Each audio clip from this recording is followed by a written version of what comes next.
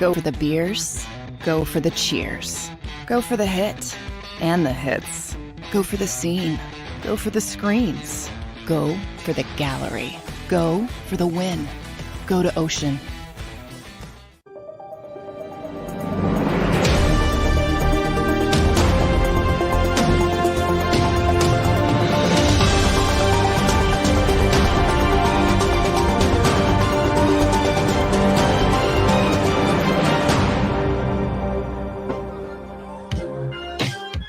Tuesday. What's up, everybody? Happy June 6th, one and all. Important day in U.S. and world history, by the way. D-Day, 79 years ago today. You talk about warriors, you talk about heroes. Those men right there, that's for sure. Welcome in, everybody. Hope you're doing well out there. That is Derek Gunn. I am Rob Ellis. What's up, Gunner? Like the lid? Looking good, man. Thank you, brother. I had to break out the old school Kango. Fitness Rebel, yes, I see you're on time today. I'll give you props for that. You know, I know I call her out a lot. Because, you do, man. You're tough on Fitness Rebel. Well, ever since she called me out because I forgot to acknowledge her the one time you were off and I was hosting the show, I'm not going to let her forget that one. So I got you. What's up, AG? What's up, Fitness Rebel? What's up, Chris D? What is up, Philly Fly? What is up, Tyler Connors? GG. Frank. What is up, Steve? Likes New Mexico. And hope everybody's doing well out there, man. And we do appreciate it when you do hit that like button. Yeah. What's good, Gunner? What's good? Anything going on? Man, just chilling, man. I sent you and Barrett this video this morning. Oh, we got to show that, by the way. Tone, can we get that, man? No, we don't need to show that. No, right. You don't have to show that. Explain what it is then. Explain what it is. No, I was deep in a slumber, and my oldest daughter and her two kids spent the night here last night. And so all of a sudden I got ambushed by three militant midgets. A 4-year-old, a 22-month-old, and a 9-month-old jumped me in bed. And I was telling you guys, I said, you know what? It brought back so many memories of my three kids doing that. And dude, I tell you what, if anybody knows me and my wife, we are a sucker for kids, man. Anybody's kids, especially our own and our grandkids. But dude, it brought back so many great memories of when our kids were that age, because we had our three kids in less than 4 years. Right. And so they're all very close and, in age, and they slept with us a lot of nights when they were younger, all three of them. And it just brought back a lot of good memories, man. That's awesome, man. I mean, that's what it's all about. That's what it is all about. And I'll tell you, we are appreciative. Tone, I'm going to need that other picture that I sent you guys, because we're appreciative to all of our listeners, our watchers. And I see you Z Watson. I see you AJ. I see you JM. I see you Duck. I see you GG. We have a lot of great viewers and listeners and streamers and people who are just very loyal to the show, man. And one of them is our buddy Brendan McVie. So he wanted to show me his setup yesterday, Derek. So take a look. This is what he had going on yesterday. So that's what he's doing, man. So he was getting some work done. He was roof pressuring, giving his roof pressure washed, rocking out with Sports Take from yesterday. And he said, yeah, my approval to show this, show the setup, but he's getting it all set up in the Sports Tavern, cave that he's got going on, man. So that's nice. Cool. So Brendan, shout out. We appreciate it. Yeah, I like that. Yeah, very cool. Very cool. All right. So a lot to do today. Phillies win again. It's 3 in a row, Derek. And I know it's the Tigers. I know it was the Nats, whatever. But like I said, when you're playing is the way that they were playing, you got to get this thing going in some way, shape, or form. So they got it going a little bit. The tone has changed a little bit. A little bit. Oh, I feel better. I see somebody put in there. How about those Phillies? Oh my goodness, everybody's happy. And it's Camelot now. They've got 8. They've won 3 in a row, and it was either the hitting or the pitching. The last 3 games, you've got a combination of the two. You do. Nola takes a no-no. Yeah, it took a no-no into the 7th, Gunner. And the bats have really come alive. And it was hands down the best game of Trey Turner's Phillies career. Like, not even close. He just went off yesterday. So good work out of them. We need to see Taijuan Walker keep it going tonight. And then tomorrow it'll be Zach Wheeler. And by the way, Alex Coffey is going to be joining us at 1:30. Alex does an awesome job covering the Phillies. So We'll talk to her at 1:30. So looking forward to that. NBA Finals tomorrow, not tonight. We're not doing the every other night thing. They're milking this for all it's worth, but that'll be tomorrow. Game 3 goes back to Miami, tied at 1 apiece. Stanley Cup. I'll tell you, Vegas is looking tough to beat. They put it on Florida last night. Yeah, they're up 2-0. Oof, I don't know, man. It goes back to Florida next game, but Vegas looks like the much better team thus far. That's for sure. Their goalie, Vegas's goalie. Oh my goodness. Yeah. Dude, you talk about standing tall between the pipes. That dude is unbelievable. Yep. Wow. Yeah, I hear you. So far, so good for them.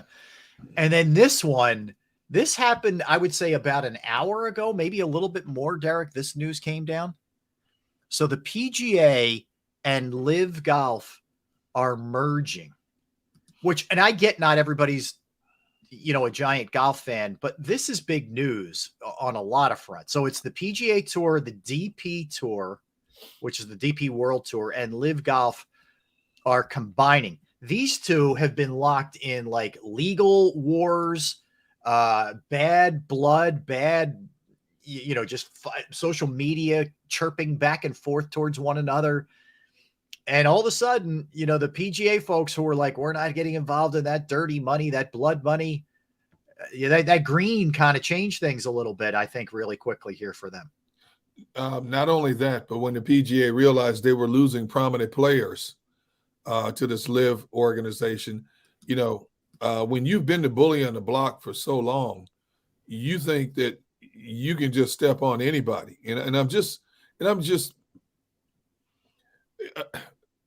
It reminds me so much of the old AFL versus the NFL. And if you go back to that, for those of you who don't know, here's a quick history lesson. And what happened with the old AFL and the NFL was the NFL was the dominant league.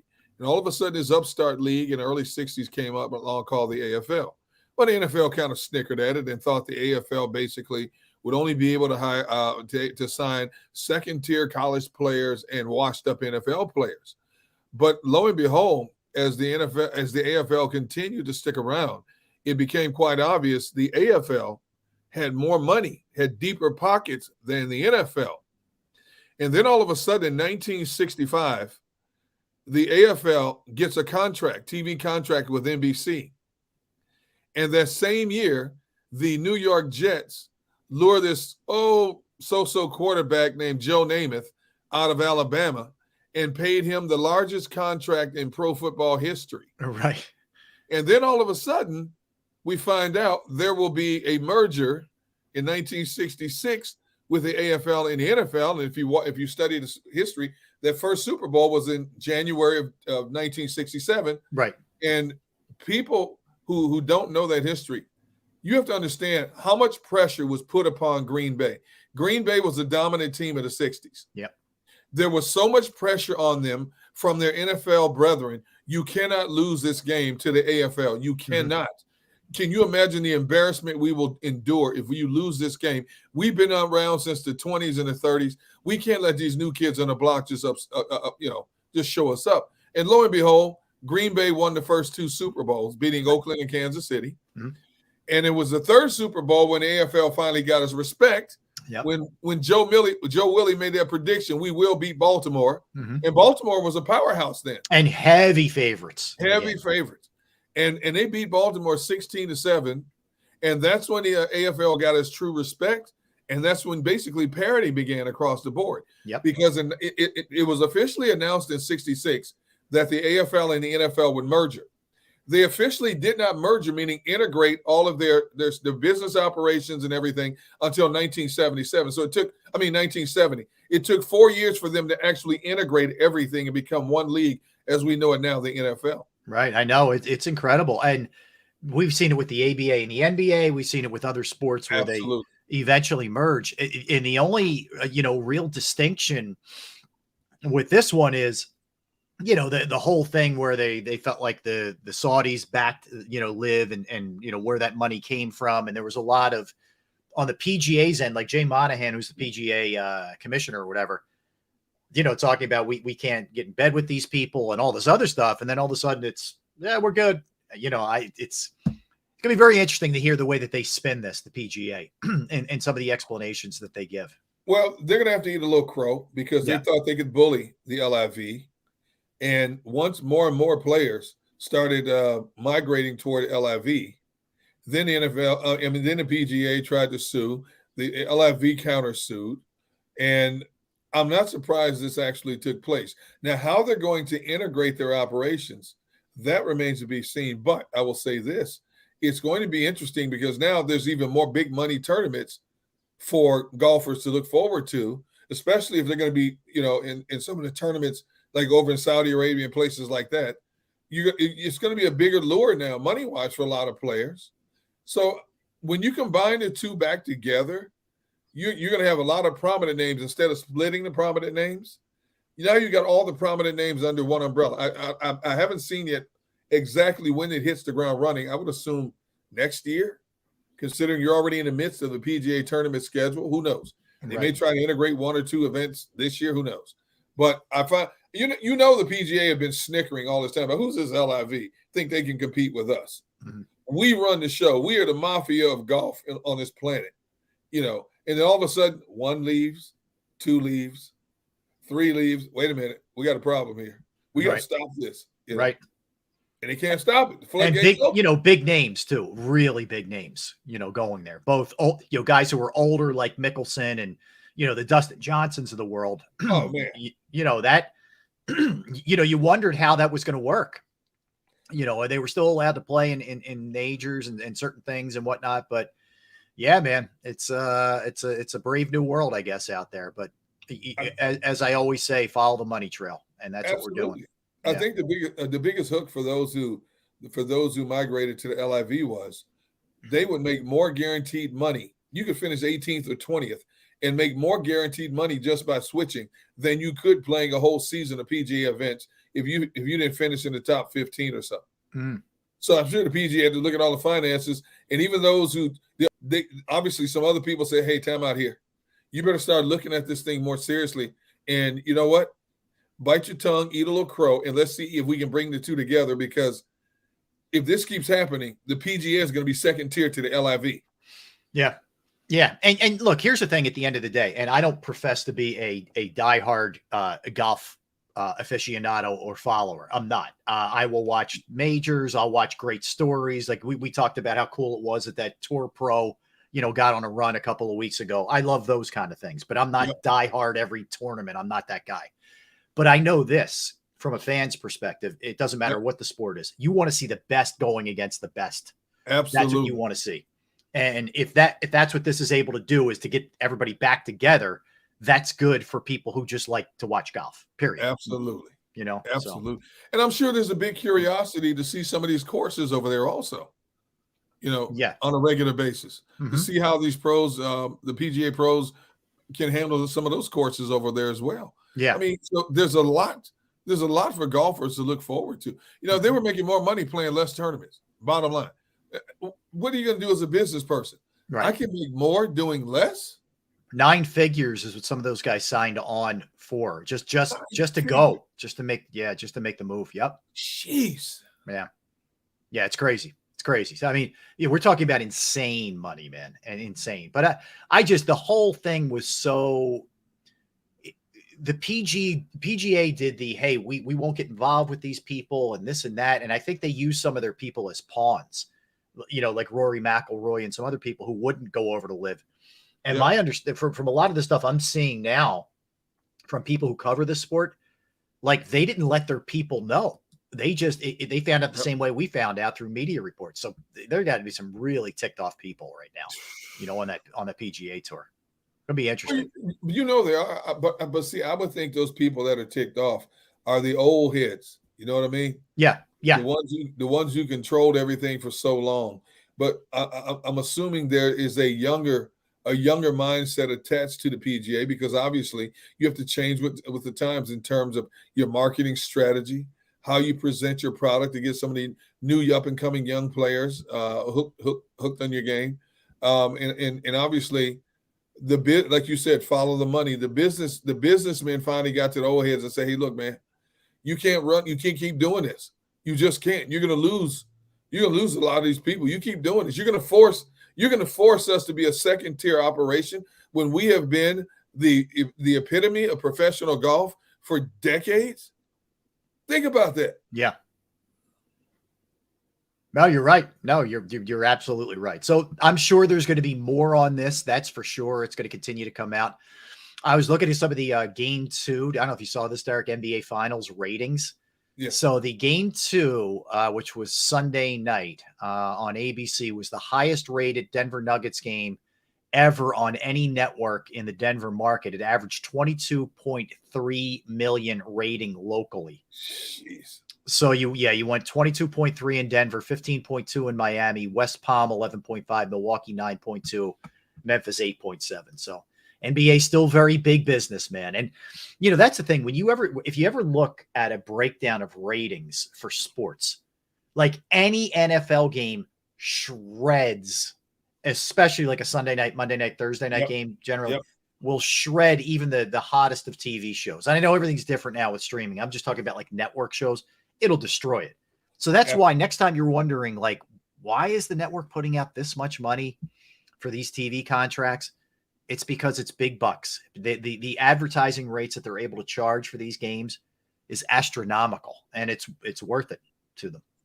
And the major corporations will still pay the price to get their products advertised on a primetime football game because of the viewership. NFL, we talk about it all the time. The NFL is second to none when it comes to being ahead of the curve and seeing the future in terms of ways to generate and even more revenue in terms of commercial times, product, merchandise. Let's go. Whoever thought, let me be honest with you. We thought Monday Night Football, when it was Howard Cosell, Dandy Don Meredith, those guys, we thought that was a great novelty. Monday Night Football, are you kidding me? Yeah. Well, some people said this will never stick. Oh, yeah? Well, it started in the 70s, and look where it is today, okay? And then people said, Thursday Night Football, are you kidding me? Well, even bad games do well, right? Mm-hmm. And then the NFL expanded. Hey, when we get closer to the end of the season, well, it used to be a traditional just 2 games on Thanksgiving Day. Now it's traditional 3 games on Thanksgiving Day. Now you're going to have a Black Friday game. Mm-hmm. And then, of course, when you get to December, they break it up. And, everybody's home for the holidays. I Give know. them some football on Saturday and Sunday. Mm-hmm. College football season's over except the meaningless bowl games. Give them NFL on Saturday and Sunday. Yep. So what's next? Have football 5, 6 It's going to be, I mean, if they could figure it out and just, splinter the schedule well enough, I think they'll figure it out. I mean, we're to the point now where the only real days you may not have it are Tuesday and Wednesday. Like that's kind of where we're going with this. And the other thing with the NFL is they don't, I don't want to say respect, but they don't allow college football or other sports to dictate anymore. In other words, Black Friday used to be strictly for college football, whatever. Not anymore. All bets are off. The NBA used to let them have Christmas Day. Not anymore. All bets are off.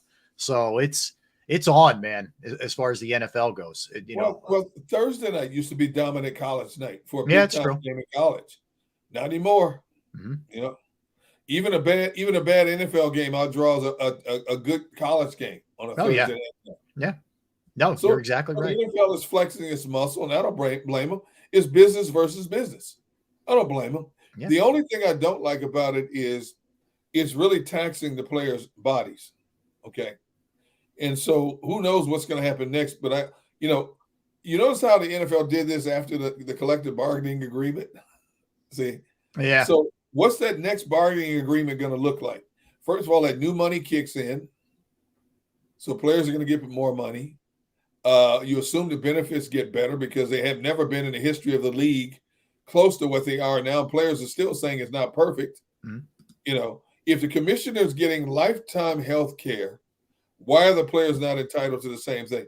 I'll say if you play in the league 5 years, 5 years is enough wear and tear on your body.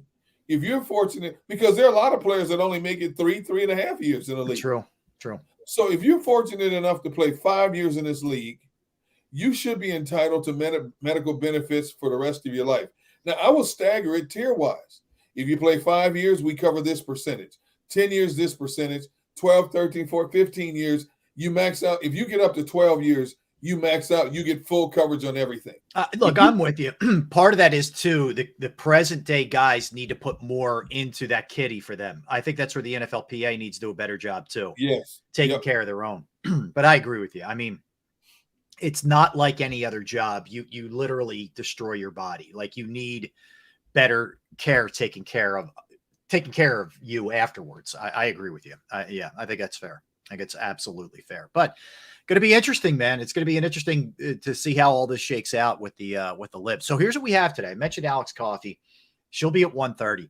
We're doing our buy sell Eagles, and we got a lot of them. So basically, it's an either or premise.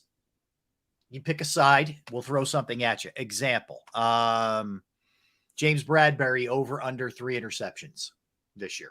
That's an example. You can buy that, you can sell that. So we'll do that. Chris Sims is at it again, Derek. He's at it again. No. Yes, he's at it again. And he's got us. He's doing exactly what he wants to do because we're all up in arms at his latest quarterback list. So we're playing right into his hands. But we'll tell you where he ranks Jalen Hurts. But I will just tell you, Eagles fans aren't thrilled. We'll just leave it at that.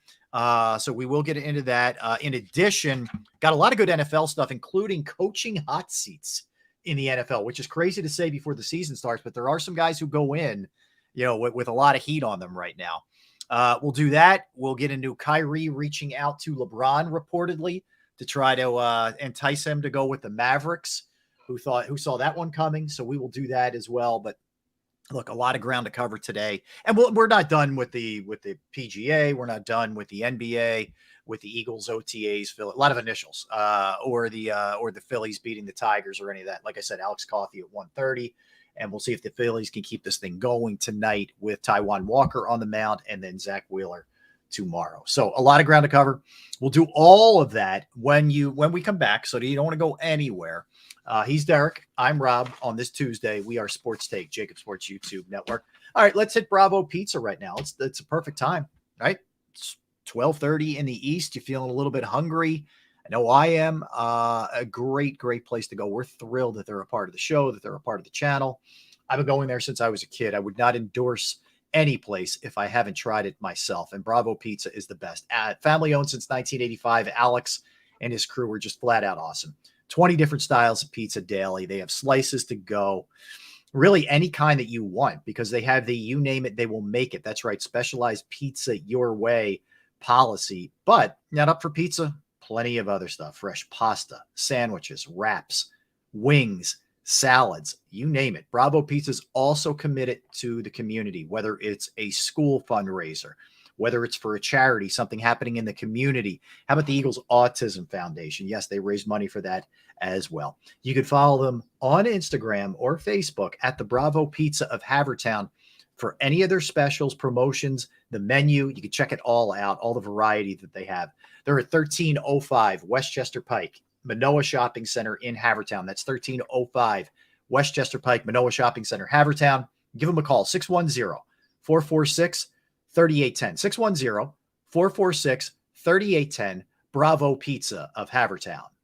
Do you stream on a Roku, Fire Stick, Google TV, or Apple TV? Now you can watch 6ABC 24/7 with the 6ABC Philadelphia streaming app. And the big story on Action News? Search 6ABC Philadelphia and start streaming today. Go to get your game on. Go for the beers. Go for the cheers. Go for the hit and the hits. Go for the stakes and the stakes. Go to get your parlay on. Go to get your party on. Go for the scene. Go for the screens. Go for the gallery. Go for the win. Go to Ocean. Visit theoceanac.com to plan your visit. The greatest fans on earth. It's a bold statement, but would you expect anything less from Philadelphia? 58 years of heartache creates a toughness, a grit, a resolve not found in most. Sure, our prayers were answered, but now that we've had a taste, we're looking for more. Pondley Hockey, official partner of the Philadelphia Eagles.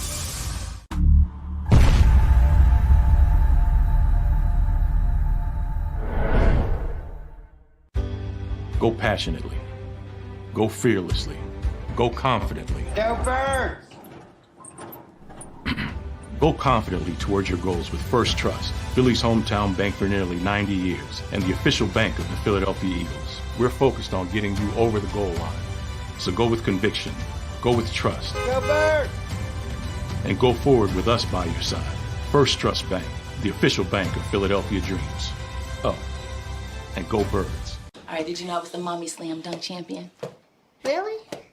Yes, really don't sound so surprised. Let's see it. Oh, you're ready. All right, here we go. Let's hear the crowd. So go to right, I go to left, fake a mom. Mama, go up, mama! She did it. Again? You can't avoid gravity, but United Healthcare can help you avoid financial surprises by helping you compare costs and doctor quality ratings. United Healthcare. Uh-huh.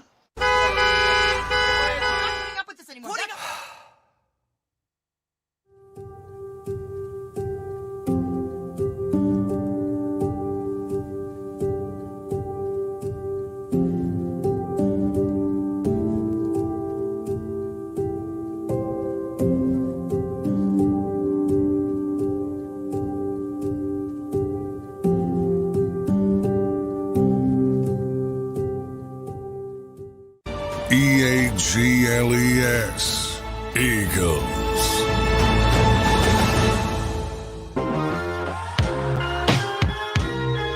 We're back.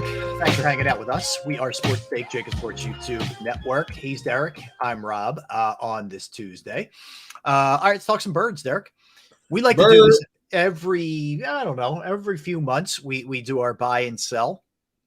And we thought it'd be a fun time to do this. You came up with the concept yesterday, kind of revisit this. And it's always fun because it makes you really think about certain things. And then you forget some of the numbers that maybe some of these guys put up last year. And let's face it, really impressive across the board. I mean, 70 sacks as a team, 14 wins as a team, 2,000-yard receivers, 1,000-yard rusher. Jalen Hurts numbers were incredible. I mean, what did you have? Four or five guys in double-digit sacks. You had BG. Yep. You had Josh Sweat. You had Hargrave. You had Reddick. Did I miss anybody? No, that's it. Four guys in double-digit sacks. I mean, GJ had 6 interceptions. Like, I was going through some of this today, getting prepared for the buy or sell, and I'm like, oh my God, we may never see these kind of numbers collectively across the board again. Exactly. It was a once-in-a-lifetime season. It was a perfect storm for them to roll and win that Super Bowl, and unfortunately, they ran into that one team, that one quarterback that just put the damper on their season. But they're in prime position again to do some great things in terms of depth, quality and talent, versatility. Health will be a big key, but they have the arsenal to get right back to that big show again and hopefully get their revenge on whoever they face from the AFC. Yeah, well said. All right, so let's throw these let's throw these up there, and feel free to jump in on the chat as we do this, Derek. So I'll fire some at you. You want to hit me with some, whatever you want to do. Okay. We will do. We'll hit it. Okay. All right, I have one for you. This is a little bit out of the box, so I may just hit you with this one first. All right, so over or buy or sell that the Eagles will win one game this season against the Cowboys. You buying that? You selling that? It's been a tough road to hoe for the Eagles against Dallas. Oh, I'm buying that. I think it'll be a season split. Okay. I think they'll both be very highly contested, hard-fought games. And I've said this time and time again, if you watch, say what you want to say about Dak Prescott, he could throw 20 interceptions and only throw 5 touchdowns. But yet when he plays the Eagles, he plays some of his best football. So I do believe that the Cowboys will win at home and the Eagles will win their game at home in that series. So I'm buying, yes, definitely there's going to be a split between those two. Yeah, I'm buying it too. It's just eventually they got to figure this thing out. I mean, even if you look back at the one game last year, Jalen Hurts wasn't playing. And it wasn't all on Minshew, even though he had a couple turnovers. Some of those were on Quez Watkins. But the problem was they just couldn't get stops. The defense needs to figure out this Dallas offense, and we'll see what twist Sean Desai puts on this thing, his own twist and whatnot. So, all right. I think we're both on board there with the buying that one. Okay. You buying or selling 9 starts for Reed Blankenship? You threw a curveball early. You playing dirty. You playing dirty early, man. I'm going to sell that one. I think Sidney Brown has the makeup and the talent to close the gap real quick on Reed Blankenship. And again, any comment I make about Blankenship is not an attack on him. It's not anything negative towards him. He played well, and he made mistakes, as all young players do. But I just think this Sidney Brown has better speed, better lateral pursuit. Sidney needs to work on his tackling. Reed is a better tackler right now. But I think it could be game 5 or 6 before all of a sudden we see a change in that position. Yeah, I'm with you. Like, this is really a wait and see proposition, with Reed. And, really the safety position in general. There are some that think that Terrell Edmonds doesn't start the entire season. I think that's a really wide open to be determined position for this team. Way more than any other spot, I think, with that spot. So we'll see. The one thing with Reed Blankenship is he doesn't play scared, which is impressive, but that only takes you so far. So we'll see what ends up happening there with that spot. All right. Buy or sell, Derek. Eagles will have 1,000-yard rusher. Ooh. Miles Sanders had 1,269 yards last year on 259 carries. I don't think, unless there's an injury, I don't think there's a back. When you look at the depth and the versatility of this backfield, I don't think there's one back that's going to get 259 carries. So with that said, I'm going to sell it. I think your lead back will have like 700-800 if they're healthy. Mm-hmm. I think you have a combination of the 4 probably rushing for close to 2,000 yards if they're healthy, or over 2,000 yards if they're healthy. But I'm going to sell. I do not believe they will have a single back that has 1,000 yards rushing this year. I'm selling that they'll have somebody over 1,000. I don't believe it either. I think here's why. One, I think it's going to be a matter of riding a hot hand in game or in the moment. Somebody has a great game week 3. Maybe they're getting the bulk of the carries week 4.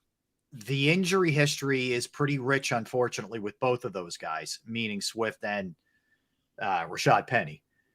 And you have 2 really quality guys behind them who could get their fair share of touches. Absolutely. So it might look a little different than usual, but you're still getting the same end result with, a good amount of yards from your running backs. It just might be done by committee as opposed to just one guy you're riding. So not a bad thing, just going to look different, I would say. See, JM says someone will establish themselves. It won't be committee.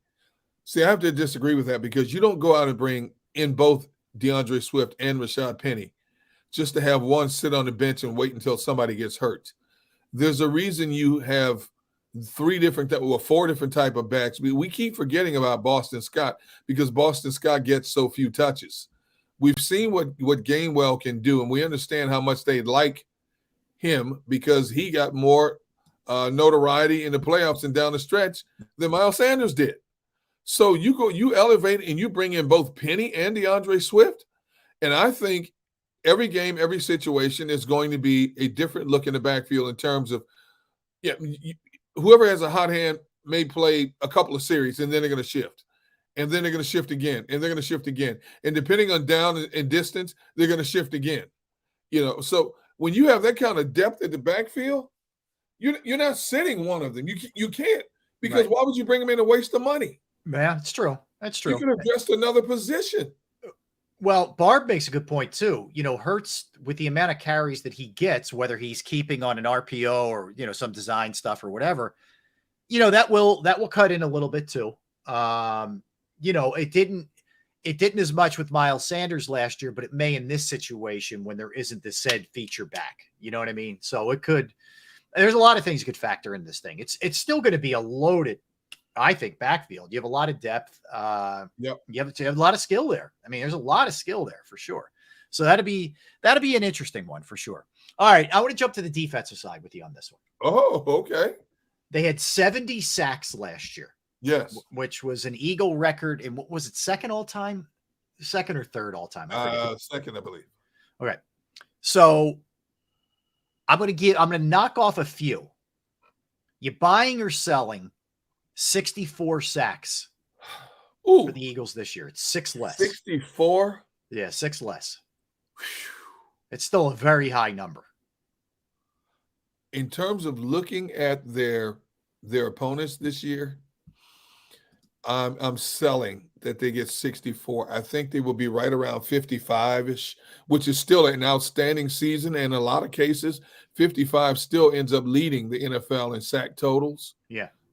That's not a knock of the Eagles defense. They're just playing a better collection of offenses this year. Right. And obviously, people, I think early on they may get a decent number of sacks because it's going to take a few games before people start to figure out exactly what Sean decides trying to do with his personnel.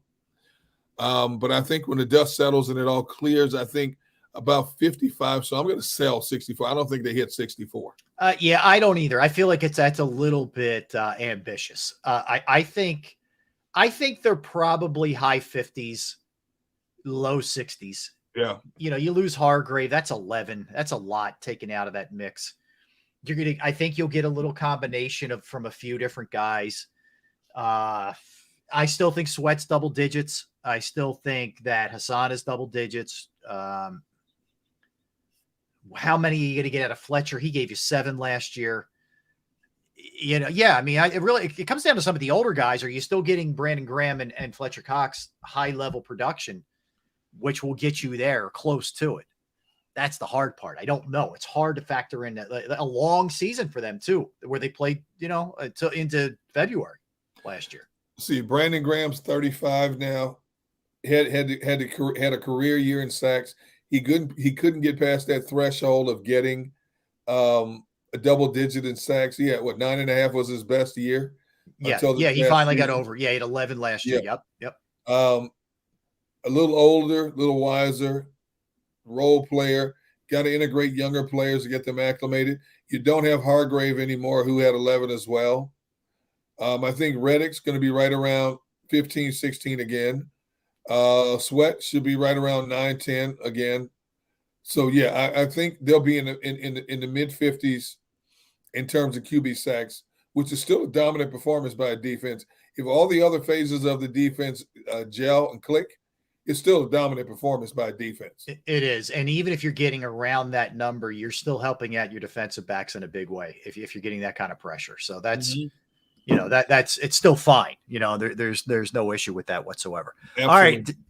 Buy or sell, Derek. The Eagles will have 3 receivers, meaning it doesn't have to be wideouts. It could be tight end. They will have 3 players go over 1,000 yards receiving. Ooh. Now, remember, if you look back at last season, when it comes to Dallas Goedert, you're talking about significant time missed. He missed 5 games. Yeah. So he gets injured. So he still ends up, even with that injury and that time missed, with 702 yards receiving. Yep. So you throw 5 more games in there. Yep. But he's had a hard time staying healthy for an entire season too. So you're buying or selling potentially 3,000-yard receivers. I've got to sell that one. Okay. I think AJ and Devontae will both get over 1,000 yards again. I think if Dallas stays healthy and plays a full 17-game arsenal, I think his total will be high 80s to high 800s to mid 900s in terms of receiving yards. He'll just miss that 1,000-yard threshold because this Eagles team, there are going to be some games where they're just going to close out the game and run the clock and stop passing the ball, which will also take away from passing opportunities. You also have to factor in Jalen Hurts taking off and running at times. To what degree, we don't know yet, but that's going to cut into receptions as well. I mean, the man has 702 yards and only 55 catches. Mm-hmm. Wow, that's a lot. Yeah. You know, AJ had almost 1,500 yards on 88 catches. Mm-hmm. Devontae got his on 95 catches. They're going to throw the ball to the backs as well. DeAndre Swift is a good ball catcher. You know, Gainwell's a good pass catcher. So I don't think Goddard's going to hit that 1,000-yard mark. I don't. So I'm going to have to sell that one. I don't either. It's simply because it's hard. There's only so many balls to go around in terms of the passing game. Hey, look, I mean, do I think Goddard has the talent? Sure. The other thing, he's got to show me that he can stay healthy for an entire season before I can buy into that. Right. But it'll be interesting to see what happens. All right. Buy or sell Jalen Carter, 5 sacks. Oh, 5. Oh my goodness. 5 for the rookie. I'm going to buy that one. I think if he's everything that we expect him to be, he's going to play a good portion of the downs. I think he's going to play more than Jordan Davis will in the trenches. And I think that he has the capability of easily achieving that number. So I'm going to buy, what was it, 5.5? 5, just 5. 5 straight up. I'm buying that he will get at least 5 in his rookie campaign. I think he's going to be, first of all, I think he's going to be that good. Secondly, I think he's going to be on the field that much. Like, I think that if you were breaking this thing down with your tackles, I think I've said this before, Derek. I'm on record as saying this. I think Jalen Carter gets the most snaps of anybody, and I think he becomes your go-to guy at that position. Wow. So if I had to rank it, I think he's going to be that good. I really do. I'm a big believer in his talent, and look, I'm going to assume he keeps his head screwed on straight and all those kind of things. But I'm going to buy. I'm buying. All right, how about this? Let's go Jalen Hurts. You buying or selling 3,800 yards in the air? So last year he had 37. I'm buying it. At 100. Yeah, I'm buying it. Okay. I believe he will pass 4,000 yards passing this year. Whoa. Okay. I think with the way that they're structuring this thing, with the weapons that he has, and again, all factors coming into play. If everybody's healthy, which they won't be, but I think he could very easily pass 4,000 yards passing. He had 460 passing attempts, and he averaged 8 yards per passing completion last year. I think he could easily do that and then some. So I'm definitely buying. He can throw for minimum 3,800 yards this year. Yeah, and you think about it, sort of the same logic that we talked about with Dallas Goedert. He missed a couple of games, Jalen did. And even that last game when he came back and played against the Giants, he wasn't 100%. And they weren't really trying to put him in any kind of position to make plays where he was throwing the ball down the field. Like, I don't think there's any question he can get 100 more. And I don't have any question that he's just going to get better. I think he'll come in as an improving player. I think that's the case for a lot of Eagles. I think he's going to be better. I think Devontae Smith is going to be better. I think A.J. Brown could be better. Yeah. Landon Dickerson could be better. So I think there's a lot of guys who are improving as opposed to just sort of, peaking and heading the other direction or just staying the same. So I think he will get better. I get this one. I got one for you. Yeah, fire away, please. All right. Staying with Jalen Hurts. He had 165 carries last year. Are you buying or selling that he will have at least 160 carries this season? I am selling. I think he'll have less than that. I think he's in the 145 to 148 range. I think he goes down a little bit, which is good. That'll increase it probably his passes, or it might increase a couple of incompletions, which is fine. Live to see another day. I'm selling. How about you?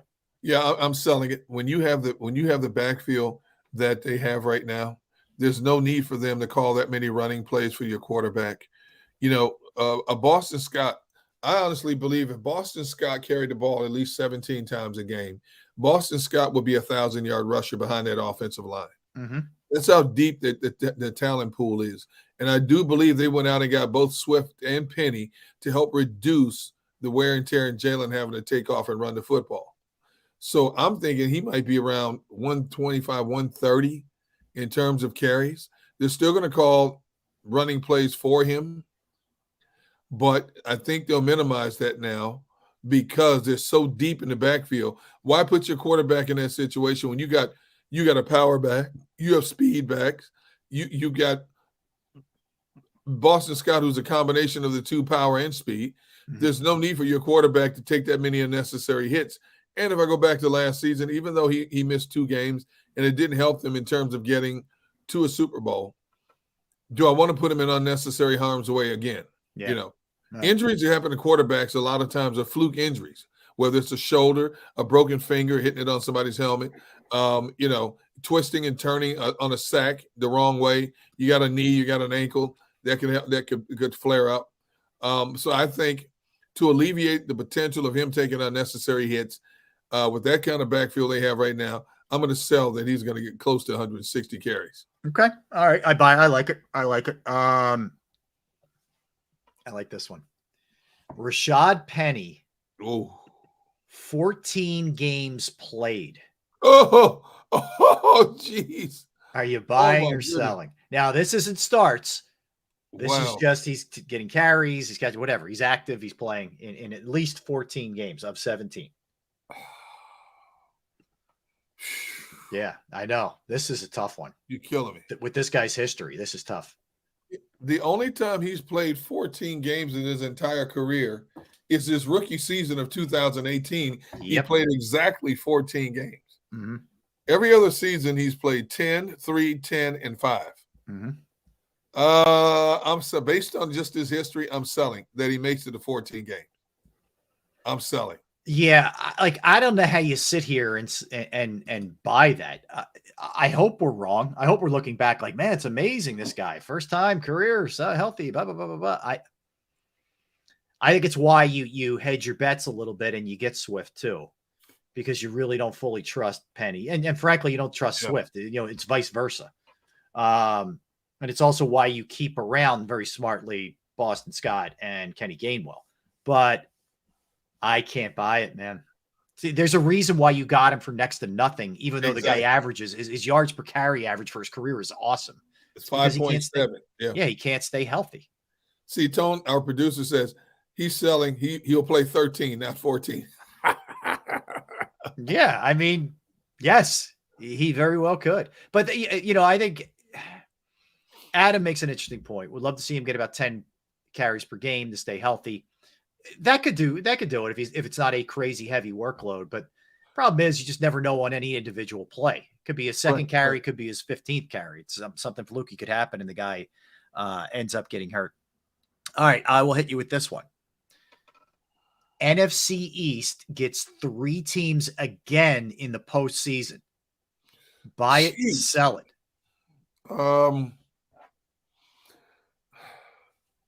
As much as I hate to say it, I believe Dallas is going to make the playoffs again. Brian Daboll's got something going there in the Giants. So I'm going to – wow, that's a tough one. Wait, I got to think this one thoroughly. Let's see here. Let's see. Does Minnesota make the playoffs? I don't know. It could be. I think they do. I think Minnesota gets in. Yeah. So if you get 3 from the East, you get Minnesota and Detroit from the North. That's 5. A winner from the South is 6th. What is it, 8 teams in the playoffs now? Yes. And 2 from the West. I'm going to have to buy that one. I believe the NFC East will get 3 more teams in based on, I think Green Bay is going to struggle. Chicago's getting better, but I don't think they're quite there yet. I think the NFC South will just get their traditional division winner in, although depending on what happens in Atlanta, we could be looking at New Orleans and Carolina, Atlanta and New Orleans down there. And then out west, I think it's a 2-horse race between Seattle and the 49ers. I'm going to buy. I'm buying the NFC East gets 3 in. I'm buying. I think Minnesota is kind of a swing team, but I think they get in. I think Detroit gets in. I don't think Green Bay does. I think one team comes out of the South, and I think two come out of the. So if two come out of the West, one South, two North, 3 East. Make sense? That's getting you to 8. Yep. The X Factor teams would, if somehow 2 teams came out of the South, I have a hard time believing that. If Green Bay, if Jordan Love's the real deal, maybe, maybe Green Bay. I really don't see the Rams or the Cardinals in the West. The other thing is does Seattle continue to grow here? Do they get better? Were they just sort of a surprise team last year that snuck up on some people? So even if they lose one out of the West, and the Vikings get in or somebody else gets in, then you're still getting 3. I think the NFC East is the cream of the crop in totality, because I think Washington might be in some conversations there, depending on the kind of quarterback play they get, but getting Bieniemy in there helps them with that. And they have some parts there. Washington is not a team that lacks talent. They have some talent on that roster. They just don't have a quarterback. That's exactly right. I mean, it's the biggest position, no doubt. But still, I mean, I'm not saying you're getting 4 out of the East. I'm just telling you the East is by far the best division in that conference. And then if we talked about this before, I think if you go over the other side, AFC East is pretty good, all things considered. West, it's 7 teams that get in, not 8. 7. Oh, we're one off. All right, so let's look at it this way. Then I think the X factor here is Seattle and either Detroit or Minnesota, right? I think they're the X factors. One comes out of the South. If you get 3 out of the East, then you're starting to limit yourself a little bit here in terms of what teams get in. But it happened last year. Say what you want to say about Minnesota, because I do believe Detroit's going to be an interesting team to watch all year. Minnesota's offense is going to be explosive. That's a given. Yes. I think the defense is in much better hands now with Brian Flores, and that'll help them get over the top. So that's a push. So let's see, 3 from the East, 2 from Brian, the 4 North. Division 3 wild card. Brian, you're right. Thank you. Okay. That means one gets in from the South and only 1 from the West, or Central or North. I mean, yeah. Wow. Wow. So you could get 3 from the East. 2. Well, so Derek, last year, Eagles, Cowboys, Giants. Yep. Vikings, Bucks, Niners, Seahawks. Yep. So that's what it was last year. There's only one team in the North. That means if the North gets 2 in, one team from the West is going to get bumped, or one team from the East. Yeah. Or one team from the East will get bumped. Yeah. I like the 3 teams in the East. I like the Giants, Cowboys, and the Eagles in the East to get in. I do. I think Daboll's team is going to be better this year in his second year. They're going to be even more versatile as Brian Daboll opens that playbook up even more for Daniel Jones. I'm going to stick to what I said. I'm buying the East gets 3 in. I'm going to stick with that. Okay.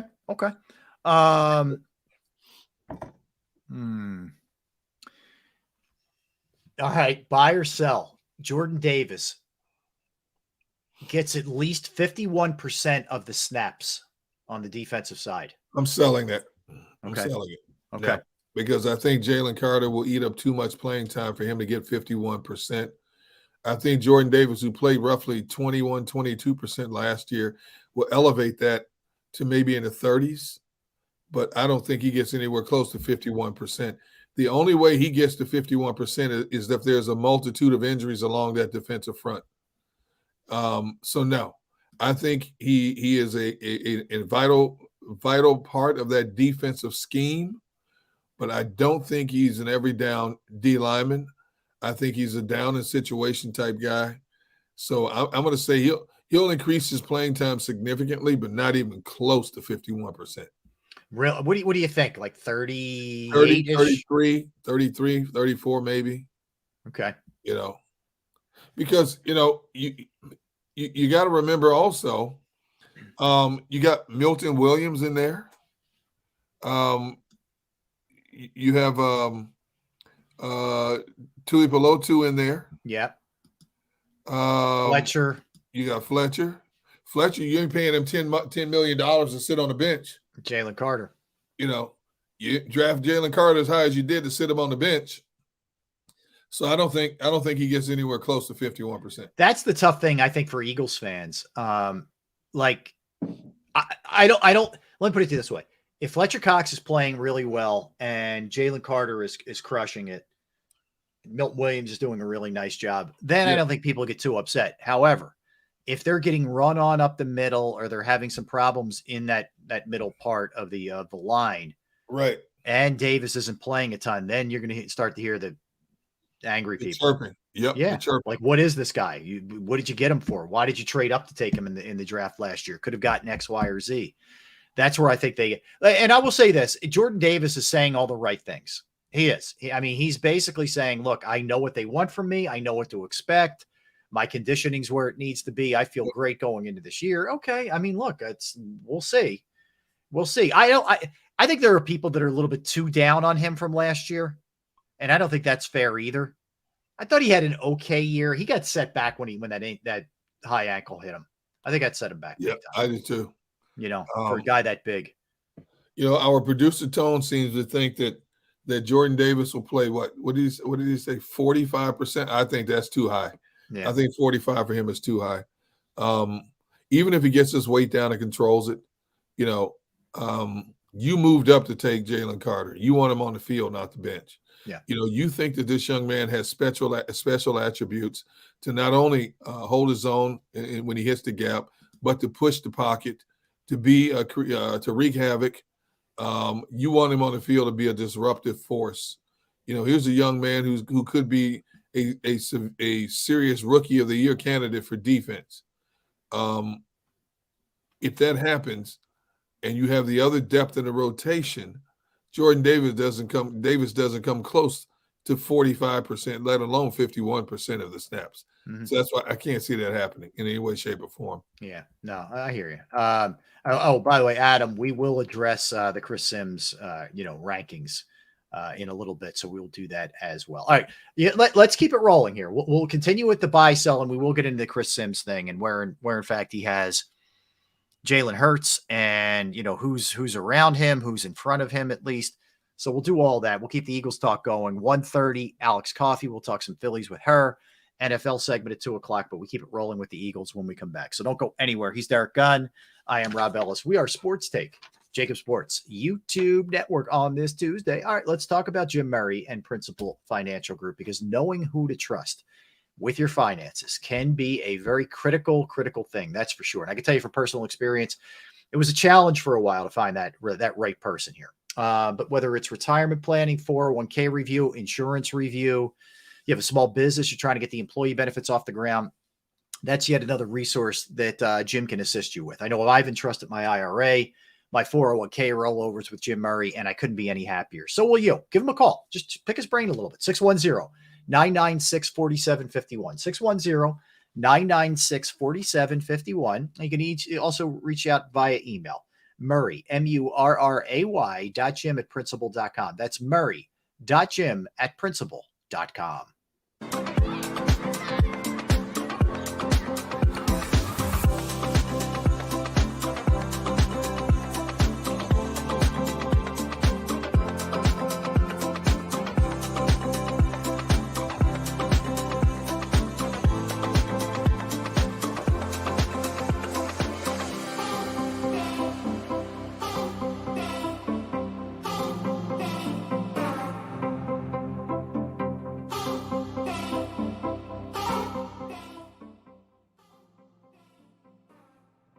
Heading down the shore, have a ball once more. Here, imaginations run wild and time stands still. Because here, you can find the best of the Jersey Shore, all on one 5-mile island. So leave the old you behind and get lost in the woods. Wild, wild, wild wood days.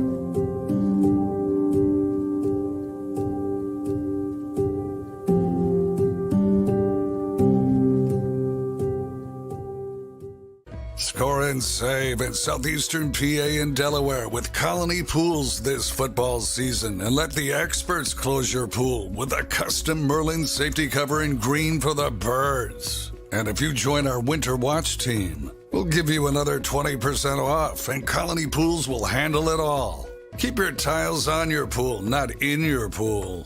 Fly with Colony right now, birds fans. Visit flywithcolony.com. Hi everybody, my name's Jason Lombardi. I'm an inspector at DryTech. At DryTech we offer 3 major services, the first one being basement waterproofing. The second service we offer is foundation and structural repairs. And then the third service that we offer is mold remediation. If you feel you are having a waterproofing issue, give DryTech a call or check us out online.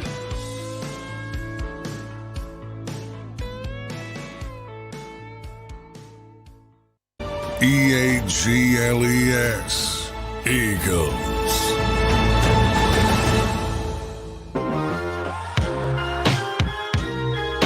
All right, we're back. Rob Ellis, Derek Gunn, and it is a Tuesday here. Sports Take, JAKIB Sports YouTube Network. All right, let's get back to the buy-sell in a second.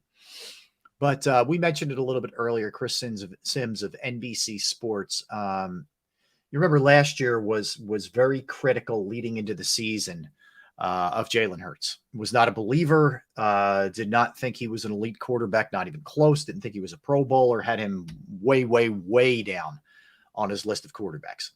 So he has begun I guess, year 2 of his quarterback lists, Derek. So let me give you, I'll give you, God, he goes all the way down to 40. All right, I'll go 40 through 20, okay, before we start really digging into the, to the higher ups. All right. But this is, by the way, he hasn't finished his list. He hasn't given 5 through, or I think it's 4 through 1. He hasn't 4 given through 1. Yeah. Okay. So here's what he has. Desmond Ridder of the Falcons at 40. Sam Howell at the Washington Commanders at 39. Bryce Young at 38. CJ Stroud at 37. Anthony Richardson 36. So it's basically either first year or second year guys there in that grouping. Then he goes Mike White. Mike White, who was with the Jets, is now in Miami. I guess he puts him on there thinking Tua may go down, at some point, which is not out of the question that Tua goes down. But anyway, he's got Tua at 35, or Mike White at 35. Gardner Minshew at 34. So he's kind of hedging his bets on some of the younger players a little bit with this. Taylor Heineke at 33. That's in case Ridder either gets hurt or doesn't play well. Yep. Jarrett Stidham at 32. He'll back up Russell Wilson. Jordan Love at 31 from Green Bay. He's got Davis Mills, who is now, I guess, I don't know if he's going to be the backup. He's probably going to be Stroud's backup in Houston. Tyler Huntley, who is Lamar Jackson's backup in Baltimore, is 29. Andy Dalton is 28. We don't know if Dalton or Bryce Young are going to start in Carolina. Sam Darnold's 27. He's in that 3-headed monster in San Francisco. Brock Purdy's 26. Kenny Pickett is 25. Baker Mayfield is 24. Justin Fields is 23. Jimmy Garoppolo is 22. Tua Tagovailoa is 21. And Mac Jones is 20. Now, I can see some logic here in some of these lower ones. Like you can't put Tua too high because you just don't know if he's going to be able to stay healthy. Okay? Right. So I would normally say you put Tua way ahead of Mac Jones and Kyler Murray and even Derek Carr for that matter. And Ryan Tannehill, who I'll get to in a second, who I think he has ridiculously high. Anything jump out at you there? Anything crazy? No, nothing. I think Tua is the big one because of the uncertainty of he's shown flashes for a little guy. He's got a good arm. He's got an accurate arm. But of course, when you have the collection of receivers that he has, you should be doing something. Yeah, you should be doing something. So I think Tua would be higher if he could stay healthy. But because of that big gray area with him and his health, I think he's right where you would expect him to be at this point. But outside of that, I didn't hear or see anything that really makes you jump out and say, whoa, what are you thinking here? No. Okay. All right. Well, so let's pick it up at 19. He's got Kyler Murray at 19. Yeah. And then he's got Derek Carr. now with the Saints at 18. This one, I think he's got Jared Goff ranked way too low. I think that this must be, excuse me, he doesn't believe, he thinks Goff was sort of a one-hit wonder last year. I don't think that's the case, but he's got him at 17, and he's got Ryan Tannehill ahead of him. I'll take Goff all day long over Ryan Tannehill. Yeah, give me Goff, please. Yeah, I'll take Goff. He's got Geno Smith at 15. He's got Russell Wilson at 14. I'm surprised at this too, Derek. He's got Dak Prescott at 13. Wow. I'm sure it's based off last season. Yeah. Dak was his own worst enemy. He was a turnover guy. 2022. But he's got Kirk Cousins, Daniel Jones, Matthew Stafford, and Deshaun Watson all ahead of Dak Prescott. Ooh. Yeah. I don't know about Deshaun Watson. I haven't seen enough of it. He hasn't played football. I mean, a complete season in what, 3 years? Yeah. Matthew Stafford is a good quarterback when he can stay healthy and when he has the toys. There are some quarterbacks that can take marginal talent and make them into Pro Bowlers. Matthew Stafford needs to be surrounded by the right people to elevate his game. When he has the right people, as we saw just a couple of years ago, look at the numbers he put up. I think he's breaking down too, Derek. That's the other part. I just don't think at this juncture, he's taken a beating in his NFL career. I don't think he can stay healthy. I don't know that Daniel Jones did enough to warrant being ahead of. I know Russell Wilson last year had a bad year, but I don't know that he deserves to be ahead of Russell Wilson or Prescott or Cousins for that matter. I think he's got him a little bit too high at 11. Well, if you base it on overall performance, how did he take care of the ball, things of that nature, I can see his point. It's hard for me to agree with anything or a lot of things that Chris Sims says, but I can see why he would give Daniel Jones such a high billing at that point. Daniel Jones played his best season ever in his first year under Daboll.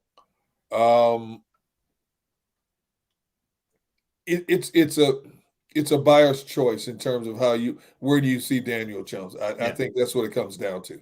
And some of these, look, it's got to be a leap of faith with Watson because we haven't seen it in a couple of years from him, plain and simple. So right. He's got him at 9. So I forget who's at 8, but he's got Jalen Hurts at 7. This is where people are ticked off. Okay. So he's got Hurts at 7. He's got Trevor Lawrence at 6, and he's got Lamar Jackson at 5. Jeez. Lamar hasn't been able to stay healthy and hasn't, frankly, passed nearly as well in his career as Jalen Hurts has. And I like Trevor Lawrence a lot, but I'm not willing to put him ahead of Jalen Hurts yet. No. Too soon. Now, I look at Trevor Lawrence, what he went through as a rookie under Urban Meyer. Aaron Rodgers is 8, excuse me. Aaron Rodgers 8, okay. Yep. Thanks, Adam. I look where he has Trevor Lawrence ahead of Hurts. Yep. Okay. Trevor Lawrence's rookie campaign was a disaster under Urban Myers and all that mess that was going on down there. I mean, the kid had to find his way. He hit the ground running. He had the quarterback from the start. He completed 59% of his passes. He had 12 touchdowns, 17 interceptions. But then all of a sudden he gets a real head coach, a real quarterback guru in Doug Peterson. He completes 66% of his passes, 25 touchdowns, and only 7 or 8 picks. And his QB rating was in the mid-90s. Right. Big difference. So Doug Peterson, it was like he went through 2 rookie campaigns. Yeah, really was. But I don't think he's nearly as efficient yet as a Jalen Hurts. I don't think Trevor still has some of that gunslinger mentality. Yeah. He'll throw balls, a lot of times where he shouldn't. And sometimes they're batted down or sometimes they're picked, or he makes this wild completion because his arm is so strong. Mm-hmm. He still has to learn, there's certain things you cannot do, because you'll kill the momentum of a drive. He's still learning that. Jalen Hurts has already learned that. Jalen Hurts is very, very sure-handed with the football, doesn't turn the ball over much, even though his interception ratio was right there with Trevor Lawrence. Jalen Hurts, the way think about how many long drives down the field Jalen Hurts has led a team on without making mistakes with the football. He does not turn the ball over. Ironically enough, he did in the Super Bowl, but he does not turn the ball over. No. It's never been a trademark of his. To put Trevor Lawrence ahead of Jalen Hurts right now is absurd. Yeah.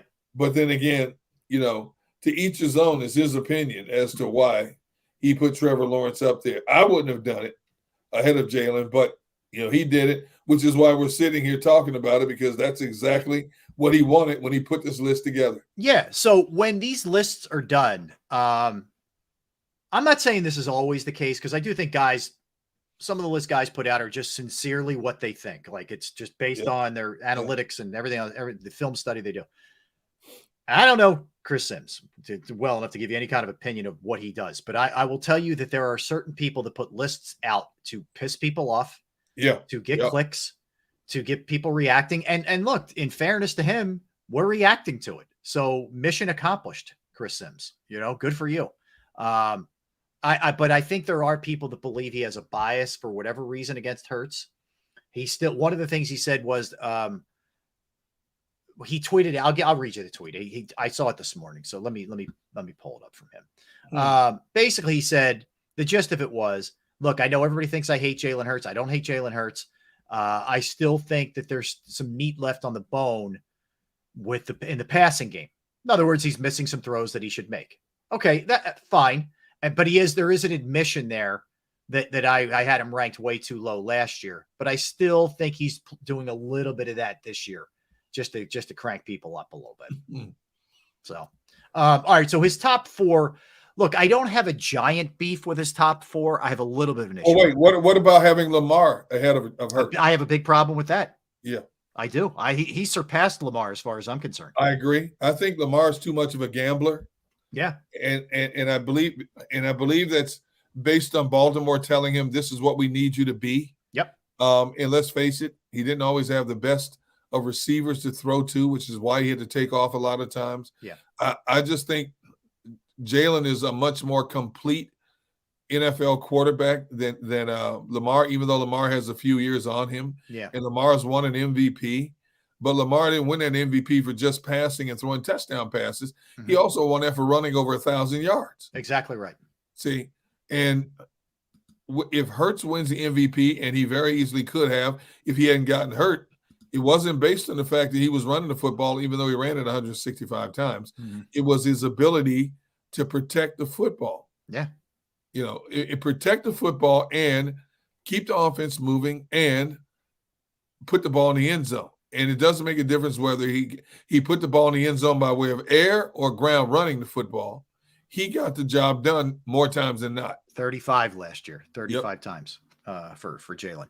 All right. So lastly, his top four he hasn't released, but we can assume Mahomes, Burrow, Allen, Herbert in some order. Right. The issue I have with that, if you look at the season that Josh Allen had last year, too many turnovers, too many turnovers in the red zone. Yep. I have an issue with both of those. And I think he should be ahead of Herbert too. I think he should be number 3. If he ranked the top 3, Mahomes, Burrow, and Jalen Hurts, I'd be perfectly fine with that. But I don't think Allen or Herbert deserve to be ahead of him. I'm torn on number 3 only because I look at what Allen was under Daboll in 21, and he had to find his way in a lot of cases in 22 under a new offensive guru.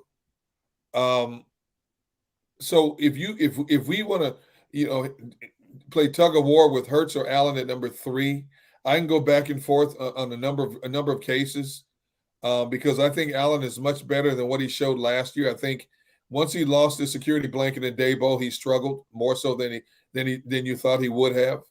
Now he's going to have the same crew this year. He said this offseason, there's a lot of things I saw on tape I know I can improve in. Okay, well, you can talk about it all you want. Now you got to go out and prove it that you're that quarterback from 2021. I like both of their games. 2 different styles of play, even though Allen will take off and run, but he'll run out of necessity. He's not running out of designed running plays like Jalen is. His arm strength is second to none. Josh Allen's arm strength is second to none. Any quarterback in the National Football League right now. His arm is that strong. Yeah, talent, there's no denying. Yeah. Yeah, the size, the arm. I'm torn between those two. Yeah. In terms of who would be number 3. Okay. All right. So let's circle back to our buy sell here, Derek. Oh, I got one for you. Go ahead. Are you buying or selling that Derek Barnett makes this roster this year? When you look at the talent, depth, what they drafted, are you buying or selling Barnett? Now, I've said time and time again, all last season when he was out, and even this offseason, when I look at Derek Barnett, he reminds me a lot of Brandon Graham in terms of being a first-round draft pick, not living up to expectations, overcoming injuries, and yet the organization didn't give up on him. This organization does a very good job of not giving up on people. We all scream, why is he still on the roster? Yeah.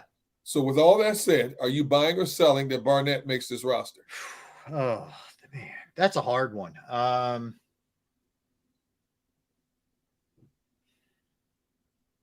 going to say sell. I don't think he makes it. Oh, I'm going to say sell. Yeah. Yeah, I'm selling him.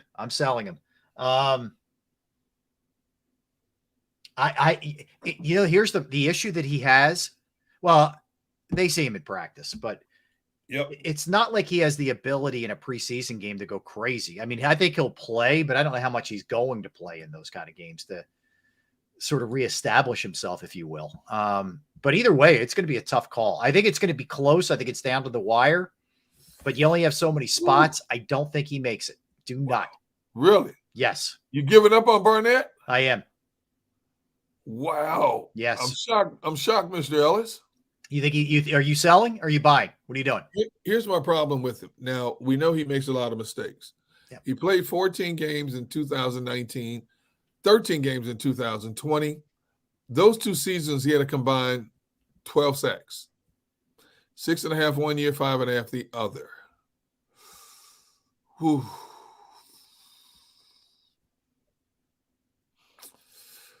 He played 16 games in 21, and he only had 2 sacks. I'm going to sell. I think they're going to try to make a trade somewhere and get something back for him, whether it's a draft pick or another role-type player. You know, Howie loves his draft pick, and we all know they're going to get a boatload of compensatory picks for the players they lost this year, next year. Mm-hmm. I think Howie's going to want to add to that arsenal because I think Howie's going to also make some – there's no way Howie's going to have all those draft picks next year. I think he's going to try to wheel and deal and move up and continue to get better for this team. I think they're going to try to trade Barnett, so I'm selling that he makes this roster. Okay. All right. Buy or sell. 13 wins for the Eagles. Ah, man, I knew you were going to say that. Whew. I said it earlier, and I'm going to stick to it. I'm teeter-tottering between 11 and 12, which is still good enough to win a division based on their schedule. So I'm going to sell 13 and say they're going to be right under that umbrella and to get 11 or 12 wins. I'm selling. I think I've been saying it all year. I think they could be 11 or 12 wins, and that's okay. It's not a bad thing, but I don't think they get that many. I mean, 14 was an unbelievable amount of wins last year. Yeah. I think they lose at least 2 more games than that. So I am selling. I don't buy 13. Yeah, I agree. Let's go with this one. The Eagles win the NFC East. You buying or selling? There hasn't been consecutive division winners in a long time, Gunner. I think since 2003, something like that. 4. Crazy, man. Yeah. I'm buying it. Okay. I think with the way Howie was able to bring some people back that we thought were walking out this door, like Bradbury and Cox, and then we heard the rumor that Cleveland and one other team were very interested in Brandon Graham, and he said no, thank you, and he took less money to stay here. Yeah, Detroit. You know, he took less money to stay here, and you look at how they drafted. Ooh. Ooh. I think I'm buying to win the division. I am too, but I don't love it. The history is just not great with it. Right. You know, if anybody scares me the most, it's Dallas, obviously. But I also Brandon Cooks on that roster now, and Stephon Gilmore too, and Gilmore. Yeah, they've added some pieces. But that's the other thing. You know, when how much does that division beat each other up too and cannibalize each other? Yep. So the Eagles have owned the Giants. They've owned the Giants in recent years, but that could change. Yeah. Washington, I think they win both games against Washington. They split against Dallas. The whole division basically plays the same schedule, except Washington, being the last place team, has one or two more weak sisters on the schedule because they get a last place schedule. But I still don't think Washington has the talent, especially at the quarterback, to make a serious headway in the division. So you're right. I think they are going to beat. I think that the other three are going to beat up on each other a little bit. But I think when the punches stop flying, I think the Eagles stand victorious in the center of the ring. Okay.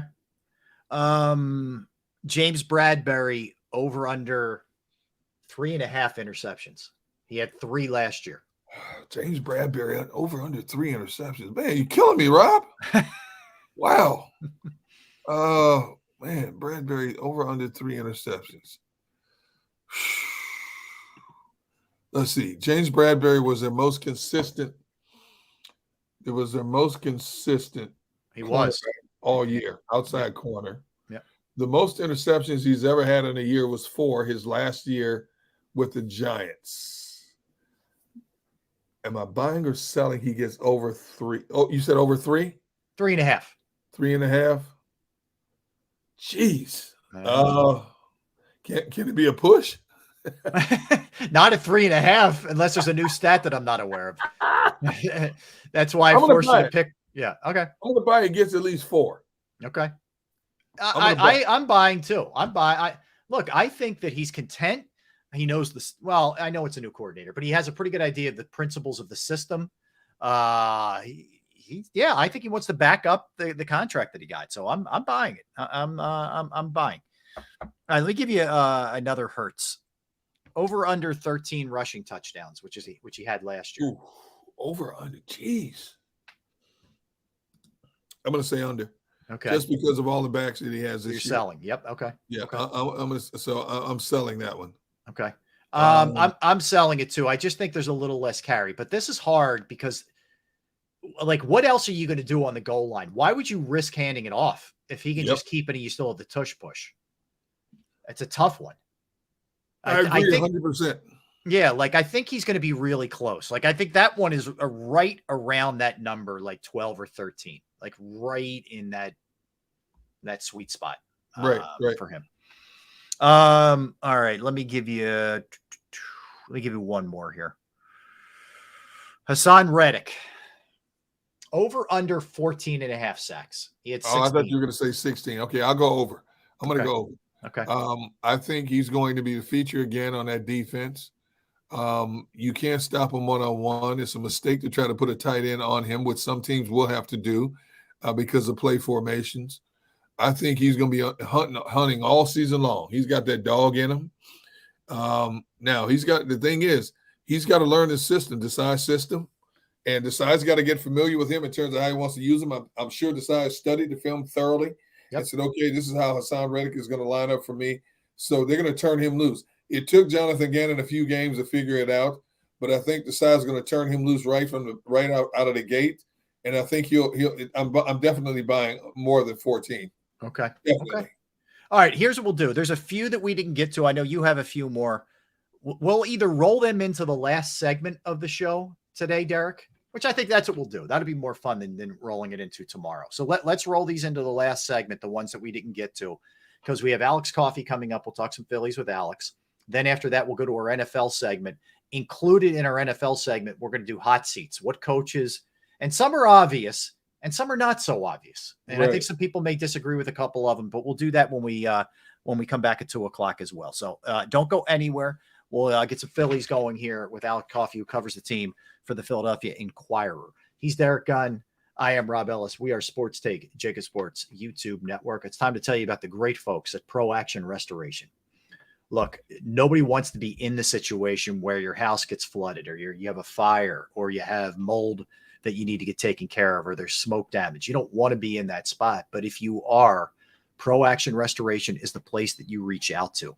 They're on call 24 hours, 7 days a week to assist. I went through it at my parents' house. I wasn't really sure who to reach out to. Thankfully, I found them, and it couldn't have been a better setup. The place was cleaned up. The crew was professional. The price was right.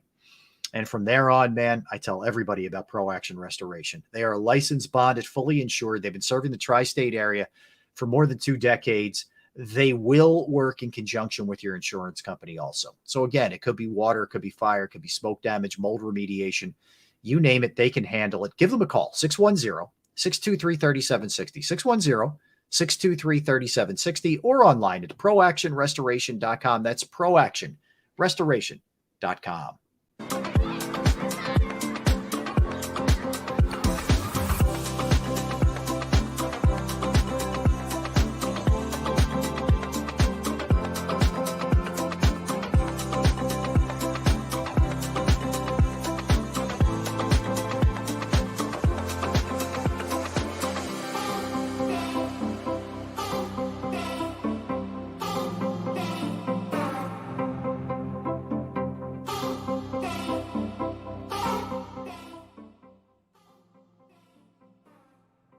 Heading down the shore, have a ball once more.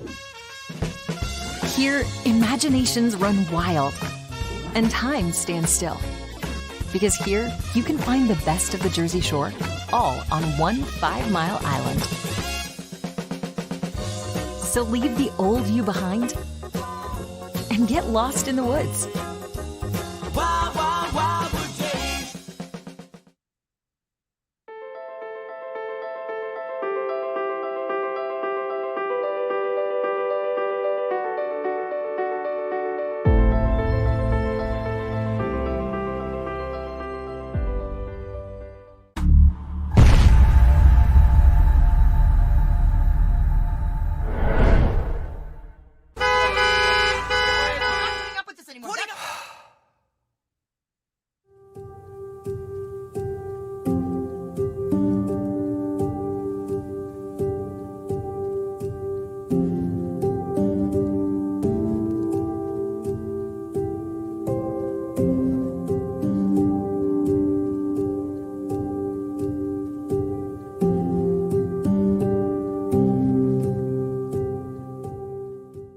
Score and save in Southeastern PA and Delaware with Colony Pools this football season, and let the experts close your pool with a custom Merlin safety cover in green for the birds. And if you join our Winter Watch team, we'll give you another 20% off, and Colony Pools will handle it all. Keep your tiles on your pool, not in your pool.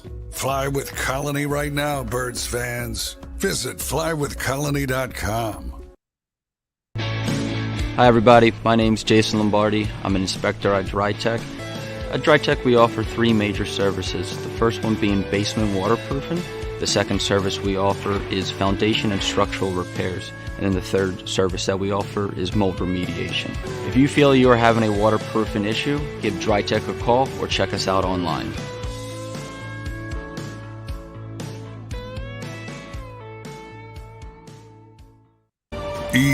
EAGLES, Eagles.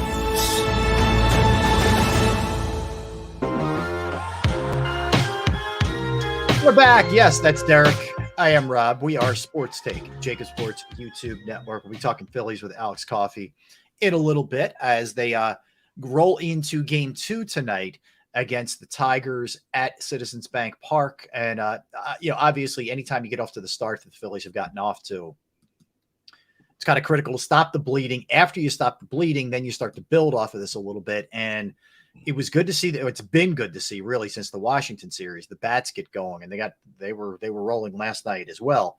The big thing tonight, Derek, is, what exactly are they going to get out of Taijuan Walker, who they gave $72 million over 4 years to? Woo. I know. It's not been pretty, but then again, there hasn't been much that's been pretty about this Phillies team all season long. Mm-hmm. If there was ever a time for Taijuan to make a big showing, I would say it's against this Detroit lineup tonight. You got to start somewhere. We talked about what did I say yesterday? if Aaron Nola bombed out against this Detroit lineup, I'm done with Nola for the year and all he does, and go out and pitch a no hitter over 6 2/3. Mm-hmm. You know, so that's the Aaron Nola I expected to see. That I've been expecting to see for much of this season. Now I need to see some more consistency. I need to see Taiwan go at least 6 2/3 tonight against this Detroit lineup. No, there's no question. And that's they've gotten a nice combination of both in terms of the pitching and the hitting of late for sure. But yeah, that is going to be huge. All right. Joining us right now does an awesome job covering the Phillies and other things, which we'll get into for the Philadelphia Inquirer. You can follow her on Twitter @byAlexCoffee. Alex, how are you? Good to see you. How's everything? Good. How are you guys? Good Alex, afternoon. I don't know if you heard the conversation Derek and I were having, but is there any way to have any kind of expectation tonight for Taijuan Walker with what we've seen throughout the year from him so far? It's really strange. You know, he'll have like 2 or 3 good outings and then a bad outing and a good. So it's hard to like. I mean, all of the starters I think have been pretty inconsistent, but he's probably been the most inconsistent out of all of them. And his last outing, his velocity was down a couple of ticks, which usually indicates injury. But he said he was healthy. So, you know, they're rolling him back out there. And obviously they wouldn't do that if there was like an injury concern. So I really don't know what to make of him, which isn't great analysis, but just the truth. Well, at least, Alex, it's not a day game. We know that can throw him off. I mean, the fact that he even brought that up was like, dude, just don't do that. Don't do that, please. Hey, Alex, are you buying that this team is turning the corner right now? Or is it because, okay, they beat Washington, they beat Detroit, I'm still in wait and see mode? How are you perceiving it? I think it's the way that they've won that's been encouraging. You know, these aren't like cheap wins. Like they're not just skating by over the past, past 3 games. And, you know, they aren't playing teams that are above 500. So you have to take that into consideration. But I don't know. They just seem like they're playing with more confidence. They seem like they seem a little bit less tense, a little bit more relaxed out there. Like they're really enjoying themselves. And then just broadly speaking, it seems like a lot of players are heating up at the right time. Like Trey Turner, obviously, Schwarber, Castellanos has been consistently hitting well all season long. So, you know, if they can sustain that and bring that into their next few series, I think that could be really good for them too. But yeah, I mean, I also think you can like look back at other series, like, you know, earlier in the season where they played teams that were below 500 and they weren't beating them. So also, you know, don't take it for granted. You got to start somewhere is the way they're looking at it. Alex, did you notice anything mechanically last night with Turner? It seemed to me like he was kind of crouching a little bit more. I mean, maybe I'm just searching for things because it's been so rough so far, but it did seem he was a little bit further down in his stance. Was there any talk of that afterwards? Yeah. So he said that Kevin Long in the analytics department brought him an adjustment that's pretty subtle and hard to like see. Like even he said that he had a hard time seeing the difference at first when they brought this to him, but it had something to do with like his hip and his knee. So I'm going to try to write about that over the next few days because Kevin is great at like boiling this down into like layman's terms and making it digestible.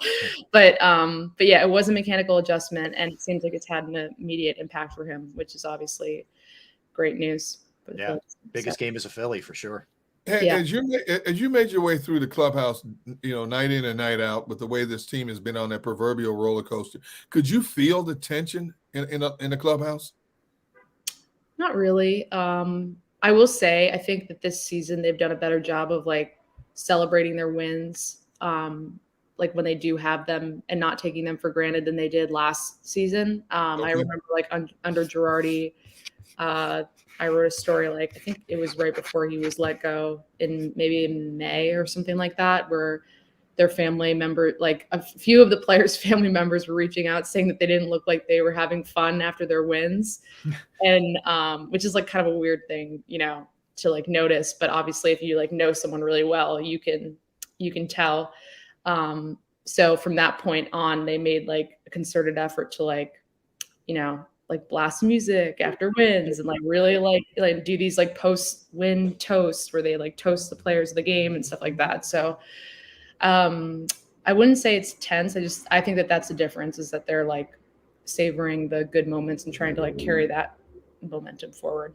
How much of it too, Alex, just to stay on that theme, is, you know, you don't want this to be the case, but you got yourself in that kind of hole last year too. And you kind of, know, at least the veterans do, and the guys who were here, how to get out of it, or, you know, you can get out of it. You're capable. Yep. You don't go the other way where you're in panic mode either.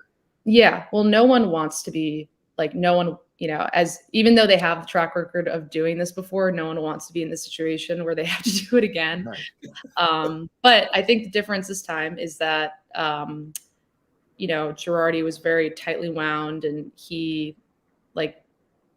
I think he just like created a lot of unnecessary stress that the players internalized. Whereas Thompson, you know, he gets knocked sometimes for seeming really passive and seeming maybe like not as engaged as he should be. But from the players' perspective, they like that, because when the manager is freaking out, then you're like, oh no, like things are really bad.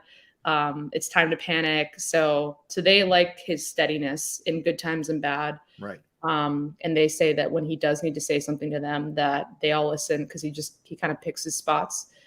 So yeah, obviously it's not an ideal situation, but I think that he's the right person for this moment. And I also think that they're taking a lot more accountability this year. Like, I think last year it was more, you could point to Girardi's influence on the clubhouse. He wasn't playing younger players. Like and when younger players did get playing time, they were worried about losing at bats if they messed up. And it was just like a lot of pressure on a lot of different players. Whereas this year, I hear a lot more that it's like on the players. It's on us. It's not Thompson's fault. And that wasn't really something that we were hearing as much at this point last season. So I don't know. The records are the same pretty much, but I do think that the energy is kind of different.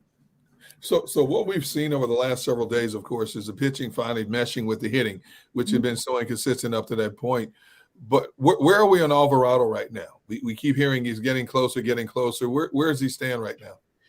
I think right now he's in he threw an inning in Lehigh Valley a couple of days ago, I think on Saturday, and now he's supposed to throw another inning, either Lehigh Valley or Reading in like over the next few days. So he is getting close, but obviously, like, he was the best reliever in baseball, so they don't want to rush him. You know. Alex, I don't know if this was anything, and again, this is maybe I'm just overly analytical looking at this stuff, but I think it was his last at bat, and he got a hit. Harper kind of grabbed at the elbow for a second right before he got the hit. Yeah. And I think it kind of sent some shockwaves through the Delaware Valley, but it seemed like after that he was fine. Was there anything there? Anything to that? Did he talk about it at all? No. And we didn't ask Rob about it, because I think we were all on at least I was on no hitter watch. So I was, right. I kind of had my hands full with that. But no, we didn't talk about it after the game, but I'm sure it'll be addressed pregame today. Okay. Yeah. Just to follow up then, and stay with the no-hitter thing. Yeah. Nola's been kind of maddening, right? I mean, he looks unbelievable, or, it's kind of a mess. And I know he was, even by his standards, he's a pretty chill dude. He makes Rob Thompson look like he's excitable, right? He's a pretty flatline guy. He was pretty critical of his own performance the last start prior to last night. What happened here? Was there mechanical stuff? Is it just one of those, it's baseball? Like, why did he look so much better last night? I asked him because his velo was up. I think he was hitting 95 a few times yesterday. So it was up enough that it was noticeable and worth asking about. And he said that he was working on getting into his front side a little bit more, but there wasn't a huge change. I know this isn't a super satisfying answer, but I think part of it might just be the weather getting warmer. He's used to pitching in the south. He likes the heat. Yeah. So that could be part of it. And if you look at his splits, he generally I don't think he's ever had in his career this poor of a start or this slow of a start, but generally his best months are July, August, as the season goes on. So part of it might be him just warming up and easing into the season. I mean, with him, it's really hard to like take stock of what you're seeing because his workload last season was like, it was the most pitches that he's ever, the most innings that he's ever thrown. Mm-hmm. Same with Wheeler, so from their perspective, it's like, they're kind of they're veterans, but they're like in uncharted territory where they don't really know how to, how to like approach, like spring training is going to come by the same time every year. You don't get like a grace period because you had to pitch into November. Right. So on top of it, you get the pitch clock and all the rules changes on top of it. Yeah. Yeah. And he's someone that's always like been more of like a slow worker. So yeah, I think it could be like a combination of all those factors. But I do think that him, like his attitude on the mound, and this is kind of similar to what we've seen from Rob Thompson too. I do think that some fans like interpret it as them like being disengaged or not caring, or like they don't have fire. Like he's not like Matt Strom, like screaming at himself when he doesn't, when he throws a strike, but it's in the wrong spot or something like, but he's super competitive. He just like doesn't, like I talked to him about this a couple of weeks ago. He just like doesn't show it. And I think that in some ways that might hurt him from like an optics standpoint. People might like assume that he doesn't care, or that he's disengaged, or that he's passive, but he's really been frustrated with the results for this start to the season. And yesterday was hands down his best. He was cruising through his first 6 innings. So that I think was an encouraging sign. Mm-hmm. I love a quote you retweeted a few days ago from Marsh where he says, "I love walks." And I'm like, in all the years I've covered baseball and watched it, I've never heard a player say that. I'm like, what? Is he just that kind of guy? He's a different cat, man. He's a little different. At any given moment? Yeah. He like more than doubled his walk rate this season. It jumped from 6.1% last season to 14% this season, which is obviously like a huge change. Yeah. And if you look at him when he takes his walks, he's like clapping towards the dugout and he's like, "Let's go." Like if you watch him, he's super amped about walks. So that's why I asked him, and he was like, "Yeah, I love walks. Like you don't even have to run to first base. You can just walk there." What is this? He's always got a quote. Like yesterday we were in the clubhouse, and I think someone told him that there was a fan group called like Marsh's Marshmallows. Yeah, they showed them on the broadcast last night. Yeah. And Marsh was like, "Does this mean they think I'm soft?" He's got like, he's just very like quick-witted. Like he's got a response for everything. So yeah. So a couple other things. Injury report or up front here. Derek Hall, is he close here? And Cody Clemens has played pretty well, to his credit. Would it be an automatic, Alex, if Hall's healthy, that somebody goes down, or does he sort of have to earn his way back? I think earn his way back, which is a real shame considering that he made it's been a long road for him, and he made the opening day roster and all that stuff.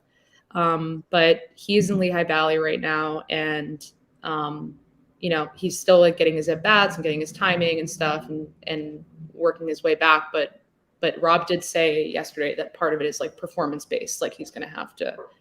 It doesn't sound like it's a given. So, who's your most fun player to cover in a clubhouse? Probably Marsh. Just because his quotes are, he's such a great, like he always has something funny to say, and he's really insightful too. So probably him. Matt Strom is great too. Mm-hmm. And they're like really close friends, and both have long hair and like give each other tips on how to like cut their hair and like style their hair and things like that. Strom doesn't wet it though. I mean, Marsh has the constant wet look. Yeah, but Strom is the son of I think he said his parents work in like they have like a beauty salon license or something. So they gave him like a perm one time, and like March was thinking about trying that. So these are they're probably my two favorite people to interview. Wow. Got a perm once. All right. I thought that went out in like the 80s or the 70s, but maybe it's back. I don't know. Interesting. Yeah. I know your colleague did a great job on this, Scott Lauber, sort of uncovering the Andrew Painter, some of what's going on. Is this just a matter of, if you get something back, anything out of him, if you see him in a major league uniform this season, it's great. It's basically gravy for them. Like it could very well not happen either. Is it one of those situations? Is that how they're viewing it? Dave Dombrowski has been pretty adamant about the fact that he's definitely going to pitch at the big league level this year. So I don't know exactly when that would be. I mean, for a long time they were saying August, and they haven't publicly said that the timeline will be any different. He did get sick recently, so it might be pushed back a week or two. But yeah, I mean, it's kind of a similar boat to Alvarado, with someone like that's so talented, and especially someone that's so young. He's only 20. You really just don't want to mess with him or rush him. So I think that we're kind of in wait and see mode with that one. Wow. I got to ask, and I love asking baseball writers this, and I've gotten to know so many in my career, but from your perspective, what is the most difficult aspect about your job day in day out? I mean, you got to cover spring training, 162 games. I'm assuming, like a lot of writers, you get a break here or there at some point of the season. But what is the most difficult aspect about what you have to do? Because I know how difficult it is covering football. You're sitting there going, my goodness, what's the storyline of the day on this team? There's got to be ebbs and flows in what you do. Yeah. I mean, some elements are so much easier, but some you really have to get creative in terms of what you're going to do. Yeah. I think one of the most difficult aspects is I don't know, the relational aspect. Like, you're around them every day. And obviously when they're going through a losing streak or things aren't going well, finding ways to ask them about that will provoke an insightful response rather than just, something that's just for a headline or something that's, because the way you ask these questions is also building a relationship too. You're showing them that you're paying attention and you're really thinking about what you're saying and what you're asking. So I think that's probably the toughest part is, what we just went through, which is when they're 5 games or 6 games below 500 and, no one wants to talk about it really. And how do you ask them about something that's obviously difficult for them in a way that's going to bring real insight. So I think that's probably the hardest. Do you think players take advantage of that relationship, with you because they know you? So sometimes when they don't want to give you an answer, you're really looking for that quote. They give you a throwaway answer. And you're like, oh, really? Is that what you're going to give me today? I mean, you see that a lot. Sometimes you get so close to a player and they give you an answer, but it's like, I can't use this. But yet somebody else they don't know steps to them and asks a similar question. All of a sudden you get the quote of the day from them. I'm like, why can't you give me the same thing? You ever go through that? I think that there's a real value in being there a lot, especially in baseball, because it's such a long season. So that if they see that you're traveling and you're there every clubhouse and you're asking informed questions and showing a legitimate effort to understand what they're doing. I think that goes a long way. So maybe I'm just naive, but that's been my experience. Alex, I know you're branching out to an extent, not just Philly stuff. You're going to be doing some other stuff as well. And I know maybe it was last week or the week before, talk about potentially bringing a WNBA team to Philadelphia. It was the rage back in the day, I think, with Dawn Staley. That's how long it's been. So let's talk about that endeavor, just kind of doing some other things and the potential of a WNBA team. Yeah, so I'm going to be writing a couple non-Phillies related columns a year, probably 2 or 3 a year, not a ton. But this was a good topic to start with because it was something that I could write ahead on and talk to a lot of people and just kind of get a sense of there are just a lot of moving pieces between the arena stuff and the Sixers playing at Wells Fargo Center, and so it took a while to get it to talk to all these people and kind of get a sense of what was actually going on. But You start to look at the history of women's basketball here, and it's really egregious that they don't have a team. And it really struck me that the WNBA was like, the commissioner was listing all these cities that they could potentially expand to, and Philadelphia wasn't even mentioned in the top 8. I mean, that to me just. Why do you think that is? Is that what are the reasons? It's because the right ownership group hasn't emerged. But if you look at like the logistics on the ground level, I went to Wells Fargo Center, Comcast Spectacor, and they said that they would be more than open. They would welcome a WNBA team playing there if an ownership group presented it to them.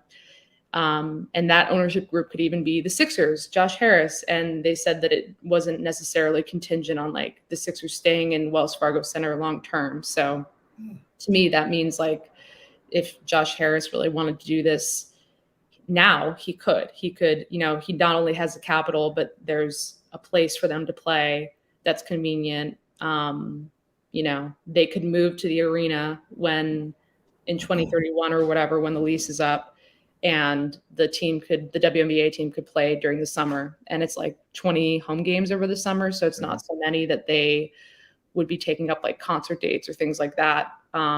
So I think in a lot of ways it makes a lot of sense for him. But I just got the sense that, there isn't a lot of interest there right now. And a lot of like excuses were being thrown, at least from my perspective. Interesting. You wrote a story recently, fill in the blanks for me, if you will, that I thought was fascinating, about a player whose mom was on drugs, and the trials and the tribulations that the player had to go through with that. I mean, that just blew me away. Can you fill in the blanks on that one and how that story came to be? Yeah. So that was Preston Mattingly, who's the Phillies farm director. Yep. It's son of Don Mattingly. He approached me I think it was like a year and a half ago, the first time I met him, when I was in spring training, and or maybe it was a little bit before that, maybe like February, but we were talking to him for, he had just been hired as farm director, and everyone is asking him about his dad, obviously, because his dad is this famous baseball player and stuff. And afterwards he said that his mom has like a really amazing story too, and he wants to tell it at some point, but he's not sure when. So we just kind of loosely stayed in touch, and I was able to meet her this past spring training. And it's a really like I think atypical Mother's Day story, because they were very vulnerable about her struggles, and like Dawn and her name is Kim, they grew up and like met in Indiana when they were really young, and obviously it was like a smaller community, and then they moved to the Bronx, and like Don was this big star for the Yankees and kind of was heralded as this like golden man who like did everything right and was all this stuff, and he just like set this very high bar for her to be perfect, and she just kind of was unable to deal with that. It ended up like turning to alcohol addiction. It was something that she struggled with for decades, and it was ultimately her son, who's the Phillies farm director, who helped her like navigate through that. And she's 5 years sober now, so she's in a much better place. But wow. But for him, he was very vulnerable about like understanding that it's not, at first he was like blaming her and saw it very much as a choice, and now he understands that it's a disease and it's not something that she could control. So like there was growth on both sides, it wasn't just taking care of her. It was also her teaching him about this problem that this disease that impacts like people all over the world. So that's kind of the Cliff Notes version of how that came together. But, wow. That's powerful. Them for being awesome stuff. Yeah. Good stuff. Yeah, I told you before, I loved your piece you did a while back, Andrew Bellotti, and his whole. If you get a chance to check that one out, if you haven't seen it yet, folks, check it out. It's really, really amazing. You talk about just an unbelievable connection for two people. Alex, keep up the good work. We appreciate you hopping on for a couple minutes. Thank you. I had to bribe her to come on today. Oh, what are we talking? How come I don't get bribed? Where's my bribe? No, you know what? I told her, I said she has a master's degree in sarcasm, and she goes, "Yeah, well, so do you." Yes.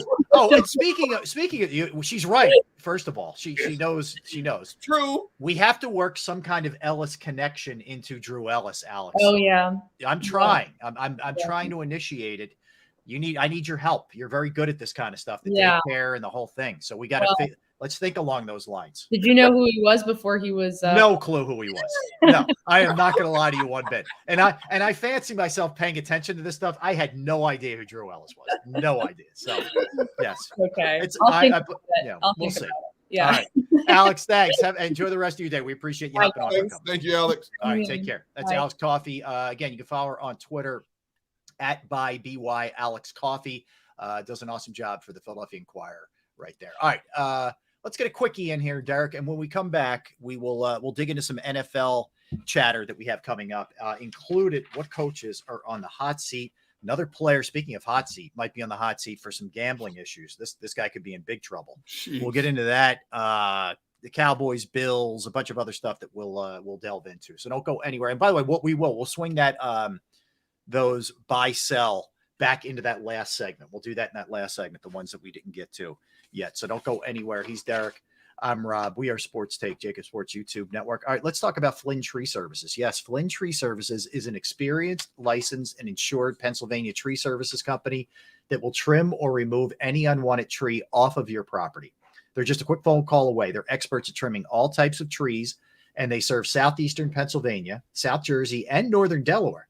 Flynn Tree Services specializes in tree removal, stump grinding, as well as tree pruning. Now, keep in mind, nice time of year right now. Things are kind of settled in. It's a good time to get your trees evaluated before the summer hits with the winds and the rains and everything that goes along with that time of year. You can go to their Facebook or Instagram page for more information or a sampling of their work. Give Flynn Tree Services a call at 610-850-2848, 610-850-2848, or online at flynntreeservices.com. That's flynntreeservices.com. Do you stream on a Roku, Fire Stick, Google TV, or Apple TV? Now you can watch 6ABC 24/7 with the 6ABC Philadelphia streaming app. And the big story on Action News? Search 6ABC Philadelphia and start streaming today. Go to get your game on. Go for the beers. Go for the cheers. Go for the hit and the hits. Go for the stakes and the stakes. Go to get your parlay on. Go to get your party on. Go for the scene. Go for the screens. Go for the gallery. Go for the win. Go to Ocean. Visit theoceanac.com to plan your visit. The greatest fans on earth. It's a bold statement, but would you expect anything less from Philadelphia? 58 years of heartache creates a toughness, a grit, a resolve not found in most. Sure, our prayers were answered, but now that we've had a taste, we're looking for more. Pondley Hockey, official partner of the Philadelphia Eagles.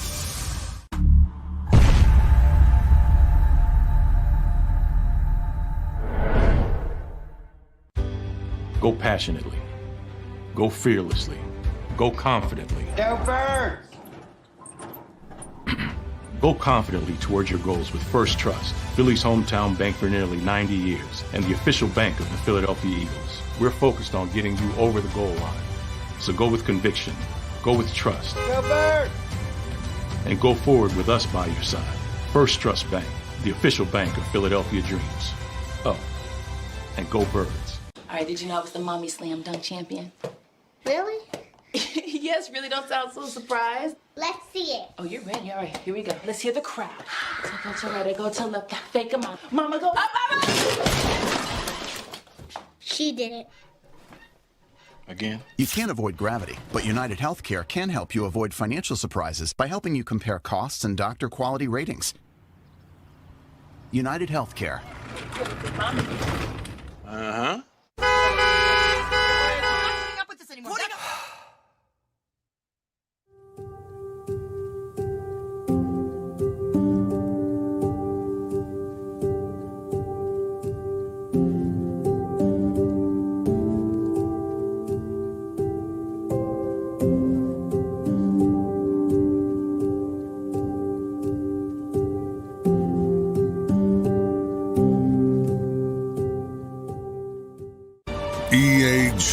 ILES, Eagles.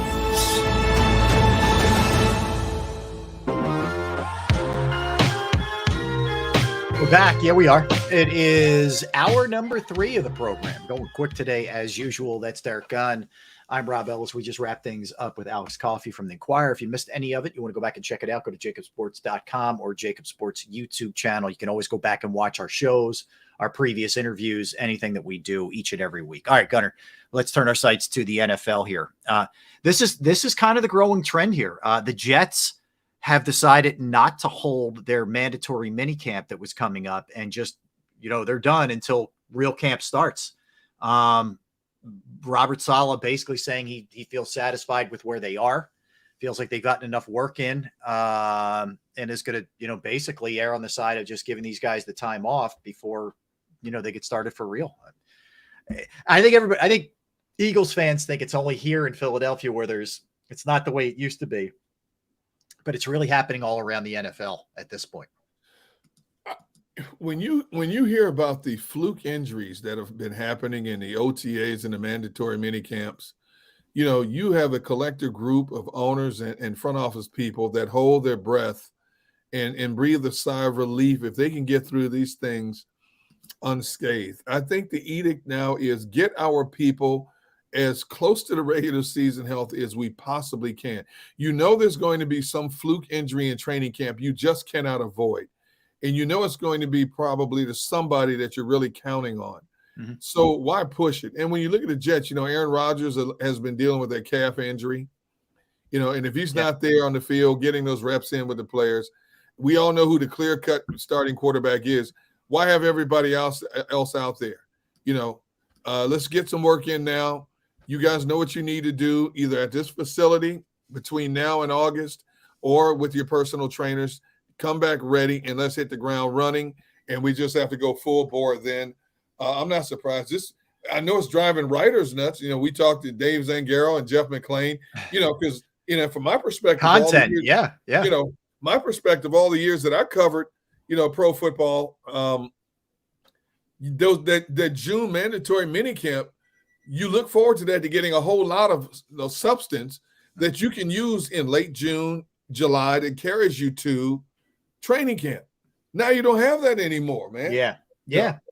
You do what we call evergreen stuff, like something where you're not talking about something specifically that had happened that day, but hey, we're going to talk about this, and then you wait a couple weeks, you can release it in the early July or end of June or whatever the case may be, but it gives you content. Yeah, and that stuff's not there, for sure. So, it makes it a little bit tougher on the fans because, look, the fans want to hear stuff. They want to know what's happening, with their squads. But that's just the way it's going. It's the way it's trending in the league. So, no real surprise there. You saw this one. 2 Browns players robbed at gunpoint by 6 masked men in Ohio, in Berea, Ohio. These guys weren't doing anything wrong. They were coming out of a nightclub. They got into their car. And they got robbed. They stole jewelry, their money, and they took the car as well. So it's tough. Does it tell you where the young men were at the time it happened? They were coming out of a nightclub early Monday morning, so I guess late Sunday night. They got it was Greg Newsome II and Perion Winfrey, and they got into Newsome's truck in a nearby parking lot. 6 masked men jumped out, robbed them at gunpoint. It was 3:30 a.m. Took their jewelry and took Newsome's truck, and nobody got hurt, thank God. But it's scary. It's a scary world, man. They were clearly targeted. I understand. As a person, you're going to live your life. You want to be able to do what you do, and I get that. And a lot of times, especially with entertainers and professional athletes, you want to have outlets where you can just unwind and just be a person and not be on a pedestal of a professional athlete. But you have to be smart enough to understand when you put on a uniform, even if you're the 53rd man on the roster, those on the outside looking in, first of all, see you as somebody making more money than they ever will in a lifetime. You have more toys than they ever will in a lifetime. You put yourself, there's a bullseye on your back wherever you go. Yeah. And the fact that it's 3:30 in the morning and you're coming out of a club, you knew these dudes were, well, now to the story, these guys basically were targeting them. They knew it. They knew who they were. Yep. It could have been much worse. It could have been like the running back down in DC. Yeah, Robinson. Yeah. You have to you got to be smart about this. I understand you're young. You got a few bucks. You want to live your life. I get this. But the world we live in today is more volatile than it's ever been. People are more desperate than they ever were. Jobs are not as frequent as they used to be. It doesn't make it right, but you have to protect your interests. It's funny. Me and my brother and my cousins and my friends, we all say the same thing. When we were coming up and we were doing the nightclubs and all that stuff, you didn't worry about anything when you walked up, whether it was 1, 2, or 3 in the morning. Now you don't even have to be an athlete or an entertainer. Your head's got to be on the street whenever you're coming out. So we say, hey, a long time ago, we're no longer where we're not supposed to be. Yep. You limit where you can go. Yeah. You know what I'm saying? Yeah, I There's agree. other places you can enjoy. Coming out of nightclubs, people drinking, the woozy drunk. You got other guys, you don't know what the people are doing in there. You got to protect yourself better nowadays than ever before, man. Yeah, it's crazy. It really is crazy. Don't live your life in fear, but be smart about where you go. Especially, all the wolves and the gargoyles come out, man, at 3, 4 in the morning. You know what I'm saying? You got to be careful, dude. No, I hear you. Let me give you a little update from Eagles OTAs. Lane Johnson said the first few weeks of rehab from that post-torn abductor surgery that he had were tough. He's been cleared for a while now to resume football activities. He compared this rehab to his ankle from several years ago, said he feels much better now. So it looks like he's in good shape here. He said this injury is easier to overcome than the ankle injury. Yeah, that's good. News. That's good news. Really good. A funny line from Landon Dickerson. So they were asking him what he prefers, run blocking or pass blocking. He said, "Do you prefer punching somebody or getting punched?" He said, "I like to punch somebody rather than getting punched. So I'll take the run blocking any day." So that's pretty funny. When you look at the way that offensive line is built, that's a run blocking offensive line. That's a road grader offensive line. Yeah. What did Lane Johnson tell us one time? He said on the left side of the line is like Jurassic Park over there. Because they're so tall. Yeah. He's so big on that left side. It's like looking at Jurassic Park. Oh, dude, my God. You got some 18-wheelers on that offensive line, man. Yeah, the huge human beings. These guys are they're pterodactyls, man. Yeah. They would much rather run block than pass block because you set up. You got some guy running at you full bore punching you in the chest. Yeah. I don't blame Landon Dickerson one bit. No, thank you. Punch to be punched. I don't blame him, man. No, I'm with you. Yeah. He also said that Cam Jurgens squats 550 pounds. Yeah, he's getting up to Jalen Hurts territory now pretty soon. Yeah. you got an offensive lineman squatting 550, a quarterback squatting 600. Jeez. I know. No, man, unbelievable. Not all men are created equal. All right. This is a serious one. This guy might be done, Derek, in my opinion. But yeah. Isaiah Rodgers, you may not be that familiar with him. He's a corner, special teamer from the Colts. He's being investigated for gambling allegations. So reportedly, he had allegedly had an account under an associate's name, which they're linking to him. Made over 100 bets, including betting on Colts games. Look, for the guys who bet from the facility, that was dumb, but they didn't bet on their teams. They were betting other sports. If this dude bet on the Colts as an active member of the Colts, he might not play football again. I'm telling you. How many stories do these players have to see before they get it, dude? I mean, seriously. Now, when did they say? Now, what years are they investigating? Was it just this past year? They didn't note in the story that I read. Which, if it was just this past year, did you learn nothing from the Calvin Ridley situation? Did you learn nothing? Who was another receiver that got suspended for betting on games? It was Jamison Williams, the kid from Detroit. Did you learn nothing? And you're dumb enough to bet on your own team? Yeah. Are you serious? He's 25 years old. He was a special teams player at best. Yeah, you're a borderline guy to begin with. Not that makes any difference, but you're barely hanging on. Dude, he had 3 years in the league. Let's say you make $500,000 a year. Out of that, you may clear $3. Right. you could have elongated your career. Look, you know what? That's the death sentence for your career. Yeah. Yep. They'll tolerate that stuff from Calvin Ridley because Calvin Ridley is an incredibly talented guy. Yes. They're not tolerating that from you. No disrespect. No. No, you may end up in the CFL, dude. You may have to. Yep. Or the XFL. All right. Yeah. Whatever it is. Yeah. The Rocks League and all that kind of stuff. Yeah. I mean, he was, I think he's trying to get in front of it and fall on the sword, and admit it and whatnot. But I don't think this is going to be a good one for him. I don't think this ends well for him. Let me put it that way. Ridley got suspended 1 year for just betting on games, right? Correct. NFL games, not the Falcons when he was a Falcon, not the Falcons. This knucklehead bet on his own team. Correct. Reportedly. As well as 100 bets, not 5 or 10. At least. At least, yeah. Now, I understand you're making league minimum. Did you really need money that bad? Are you dumb? Beyond dumb, man. It's beyond dumb. And we don't know yet if he did it from the facility or any of that kind of stuff either. We're not sure, where that stands. My goodness. Yeah, I hear you. The Bills have started the groundbreaking, Derek, on their $1.54 billion place, new stadium, which looks like it's going to be awesome. It's a dome, correct? Or is it outdoor? Why do I think it's retractable? Let me see. I believe it's retractable. Yeah. Yeah.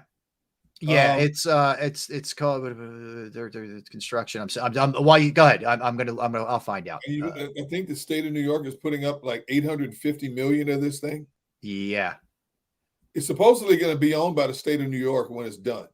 Okay. It's due. Buffalo's been due. Buffalo's a loyal fan base. Buffalo's like Philadelphia, Kansas City, the Seattles. They're loyal. Come hell or high water, their fans show up. It's been way overdue. They deserve this facility. And why not?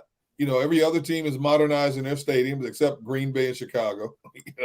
Chicago's trying to build it. Chicago's run into a little snafu in terms of trying to build their stadium in Arlington. But, it's not a dome, Gunner. It's not. It's not a dome. It's going to have stacked seating and a canopy overhang to protect fans from elements. That's what it is. That's what it is. Okay. Yeah, and it's going to have natural grass. No more of that the turf field stuff. And it's going to hold 63,000. That's a solid number, for that area. First of all, I don't want to seat anywhere near the canopy, considering the volume of snow they get in Buffalo. Oh, that bad boy comes down. That's the last place I want to be, is under canopy. No, thank you. I don't care what modern technology you may have in terms of strength of canopies and all this. I don't want to be anywhere near a canopy in Buffalo. But they deserve that stadium, and rightfully so. Yep, I hear you. And it's a 3-year project, I believe? Yes. Yep. Exactly. The Cowboys released Antonio Callaway. He was he's become a practice squad guy at this point. He was a 4th rounder in 2018. Cleveland took him. He hasn't panned out, to say the least. He was arrested on driving with a suspended license in Miami, and the Cowboys, said bye-bye. He's out. So again, if that's CeeDee Lamb, he's getting a talking to. That's about it. Fine, talking to. Yeah. Come on. Nothing else. All, there are a lot of players in sports that have gotten caught with driving with a suspended license. I mean, what are you just made an example of this poor kid. So, he's hanging on by a thread, 4 years in the league, now making a whole lot of money. Now he's out in the open market again. That tells me they're looking at somebody else to bring in anyway. They were looking for an excuse to get rid of him. Yep. I agree with you. And he just handed it to them. That's for sure. Justin Herbert contract talks continuing with the Chargers. We heard the same thing about Joe Burrow. It makes you happy that the Eagles got their deal done. The only difference is those teams had a little bit more of an option because they had the extra 5th-year option because those guys are first rounders. Right. Does Justin Herbert, we keep seeing these quarterbacks leapfrogging over each other. Yeah. Does Justin Herbert get more money than Lamar Jackson? Oh boy. I'll say yes. I think they both do. I think they both he and Burrow. I think they both do. I think it's just a matter of every time somebody gets a new one, it's just they're just one upping it, each other. But I think yes. I guarantee you, Burrow gets more money than Lamar. Burrow's going to be making more than anybody in the NFL. Heck yes. Yeah. Oh my goodness, yes. Yeah. And I think Burrow's deliberately sit back, wait until everybody else signs. He's in no hurry. I agree with you. I think he'll let this one come down. He's already seen Jackson. He's already seen Jalen. Yeah, I think it'll happen before the season starts. All right, let's do a little hot seat. You ready to do some NFL coaching hot seats? Yeah, let's do it. All right, I'm going to throw this one at you. You tell me if I'm crazy with this because they've had a lot of success. Is Sean McDermott on the hot seat in Buffalo? 13 wins last year, but they haven't gotten to a Super Bowl, with him and Allen and Diggs and, this crew that they have, this present day crew. I'm going to say no. Okay. I think Buffalo is very similar to a Baltimore and Pittsburgh. They're loyal to their head coaches to a fault. Mm-hmm. Although I'm looking at Buffalo's history right now. Wow. Okay. You had Chan Gailey. He lasted from 2010 to 2012. Doug Marrone, 2013 and 14. Rex Ryan, 2015 and 16. Man, they gave up on Rex real quick. Yeah. Anthony Lynn only lasted one game in 16. Well, he was the interim coach. He took over, for the 1 year, yeah. McDermott has been there since 17, hasn't won it yet. Right. He's had the talent, but has not won it yet. I'm going to say in 2023, if they win double-digit wins, I'm going to say McDermott, no. I think they love Sean McDermott in Buffalo. He is the perfect complement to what that organization wants to stand for. He's not going to do anything controversial. The players love him, love playing for him. That carries a lot of weight with an organization. I don't think in 2023 he's on the hot seat. Okay. And look, I'm a big fan of Sean McDermott as a coach and a guy. And I've known him for years. So yeah, I would love to see him get over the top, in the AFC. So we'll see what ends up happening there. Hey, let me just kind of jump in here for 1 second. We'll get back to the hot seat stuff in a minute. But so the Flyers, according to a couple of NFL sources here, are working on a trade that would include Carter Hart and Ivan Provorov. That's a big deal. Yeah, it is. This would mean Keith Jones and Briere are coming in, and they're taking a flamethrower to this thing. If that's what they're doing, like you're going to see guys like goodbye. Well, when you've fallen on hard times the way this team has, and you've bottomed out, and your front office is taking a chance on two guys who have not done this before in Briere and Keith Jones, you're basically wiping the slate clean. And I believe they've relieved several other people in the front office. They did. They made changes in the front office. Yeah, and they've elevated other people within the office. It's a clean slate. Let's start over. Let's start with a new blueprint. Let's go in a completely different direction. If they do this, you're right. They're blowing this whole thing up, and they're going to start and go in a different direction. Now, that means could it get worse than it already is before it gets better? Yeah. Yeah. And you better hope that Carter Hart doesn't go somewhere and turn into that guy. I know. You better hope that's the case because he hasn't had a whole lot. He hasn't had much in front of him. No, he hasn't. So that one's risky. It's hard to find a goalie, as we well know. So that'd be interesting. Already have a contingency plan. I know. And the guys you're getting back or whatever it is, or if it's draft picks or whatever, you better get it right. Yeah. Yeah. But hey, look, they've been stuck in this muck for a long time of just bad hockey.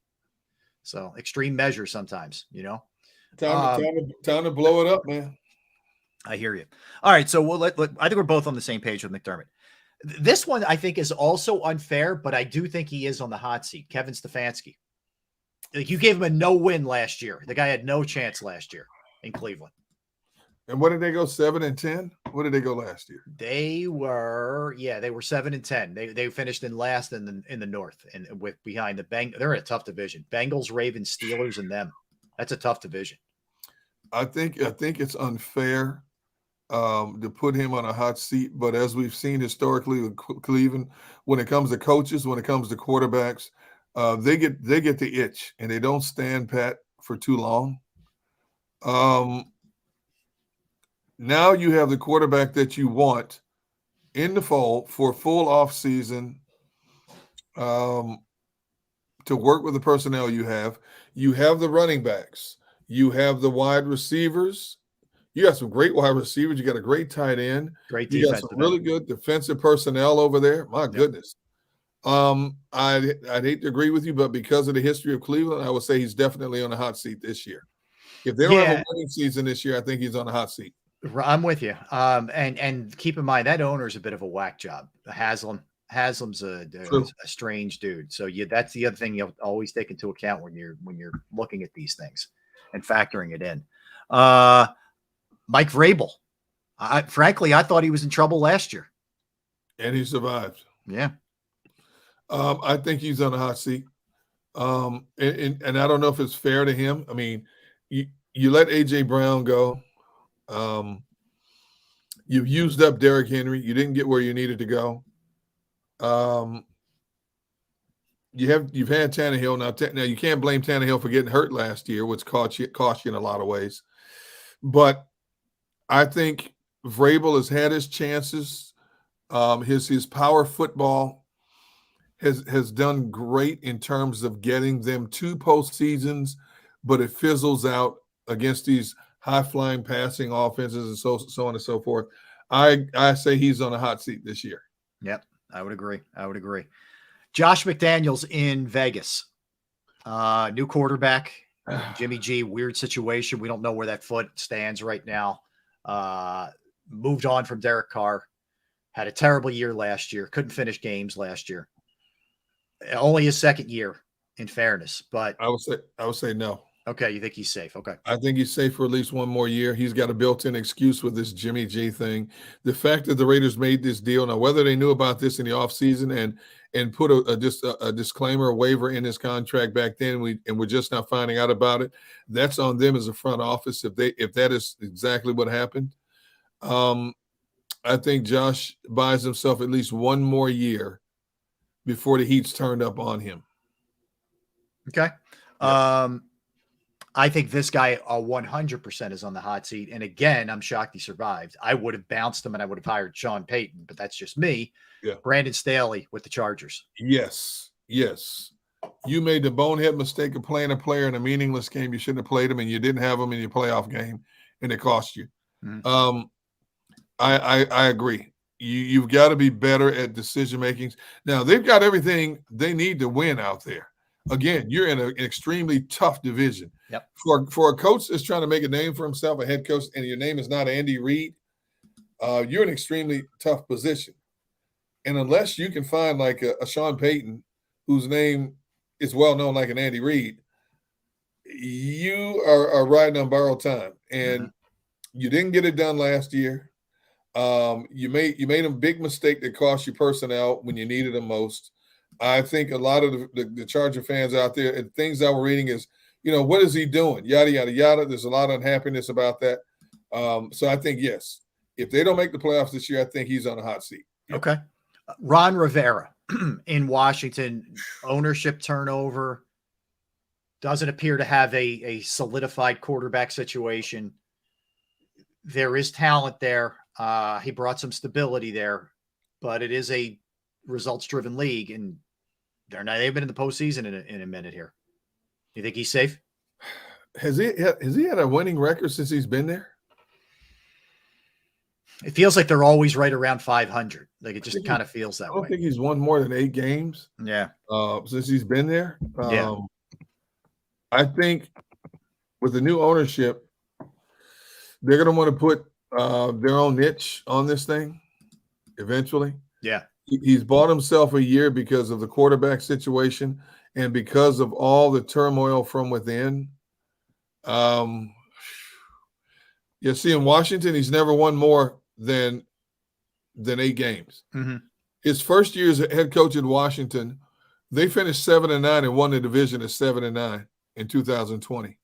Yep. Since then, it's been 7-10, 8-8-1.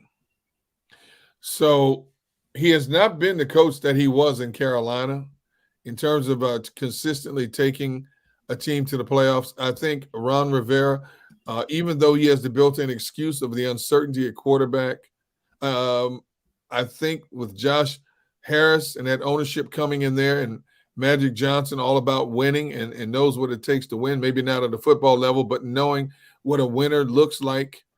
As much respect as Ron Rivera has in that organization and that city, I think that he's turned up a little bit on him. I agree.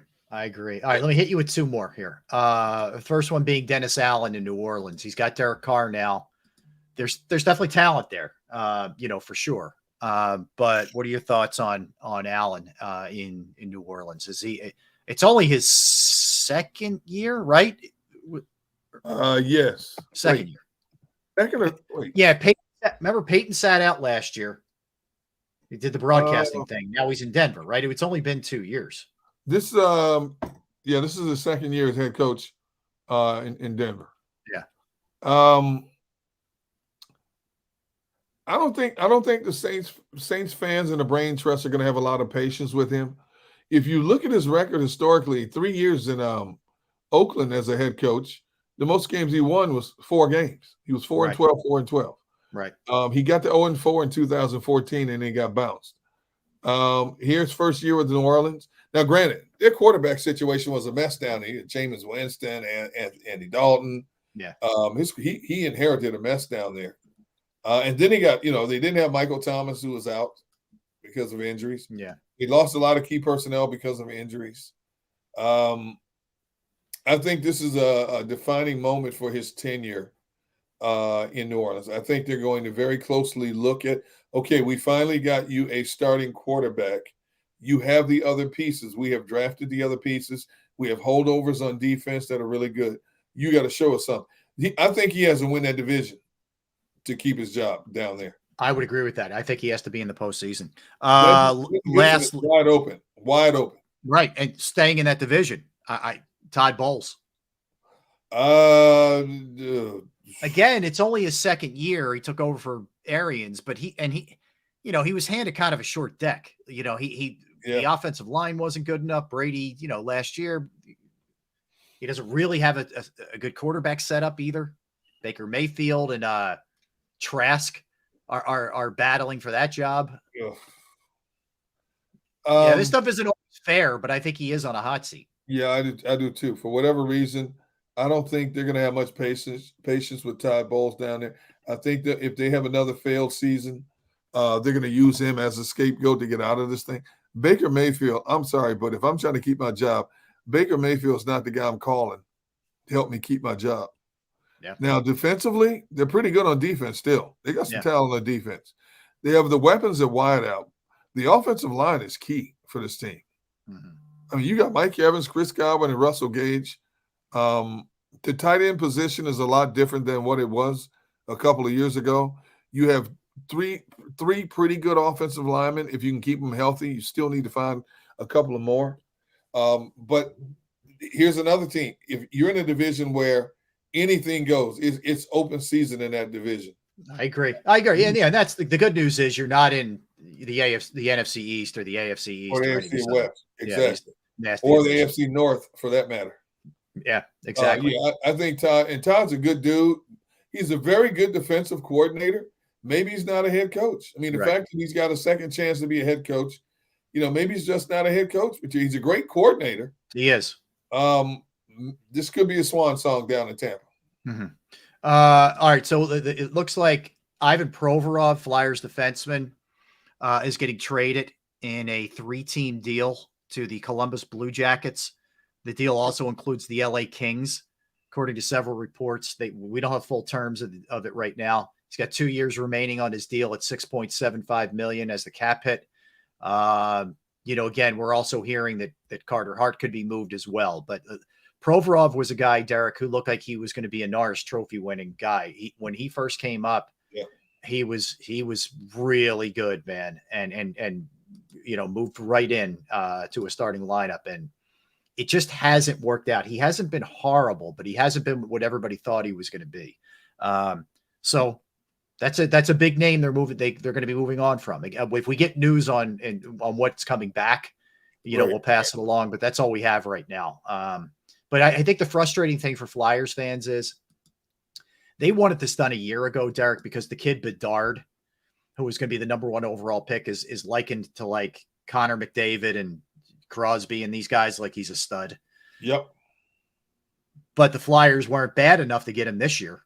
So they should have done this a year ago and really gutted it and tanked essentially to try and get a chance at Bedard. So even with this, Flyers fans are kind of ticked off. So anyway, we'll keep you posted on that. All right, let's get a timeout. Let's come back. Again, anything Flyers wise, we'll pass it along. Also, we'll finish off our buy or sell when it comes to the Eagles. We still have some good ones left in the chamber. So we'll do that as well when we come back. Don't go anywhere. Derek Gunn, Rob Ellis, Sports Take, JAKIB Sports YouTube Network. All right, let's talk about Razor technology, because the middle of an emergency is the wrong time to wonder who is in charge and how to respond. Restoring malfunctioning systems, rebooting complex servers, reconfiguring applications, bringing backups online, and reauthorizing users all takes time. And the longer it takes, the more damage a business is exposed to. Razor Technology helps growing businesses develop a disaster recovery plan that protects all their essential data. Razor ensures that all your critical systems are backed up and that backups are regularly checked to ensure that they can be deployed at a moment's notice. Depend on Razor Technology, your trusted IT managed service provider, to save time and money on your IT and cloud services. Find out if your business is built to recover from a data disaster by calling Razor Technology today at 866-797-3282, 866-797-3282, or visit them online at razor-tech.com. That's razor-tech.com.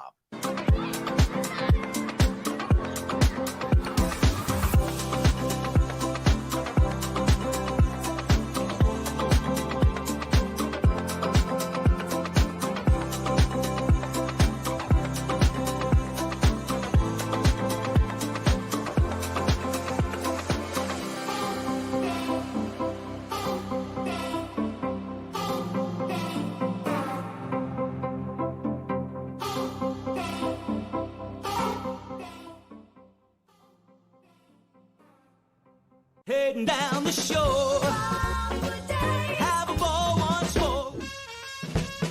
Here, imaginations run wild and time stands still. Because here, you can find the best of the Jersey Shore, all on one 5-mile island. So leave the old you behind and get lost in the woods. Wild, wild, wild wood days.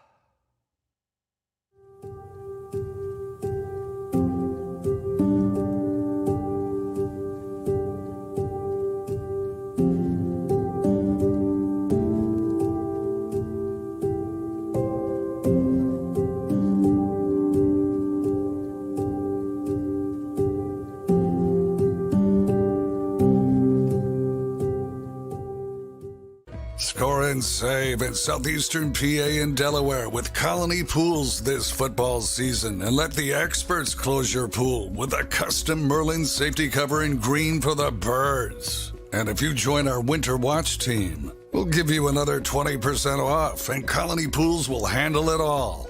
Keep your tiles on your pool, not in your pool. Fly with Colony right now, birds fans. Visit flywithcolony.com. Hi everybody, my name's Jason Lombardi. I'm an inspector at DryTech. At DryTech we offer 3 major services, the first one being basement waterproofing, the second service we offer is foundation and structural repairs, and then the third service that we offer is mold remediation. If you feel you are having a waterproofing issue, give DryTech a call or check us out online.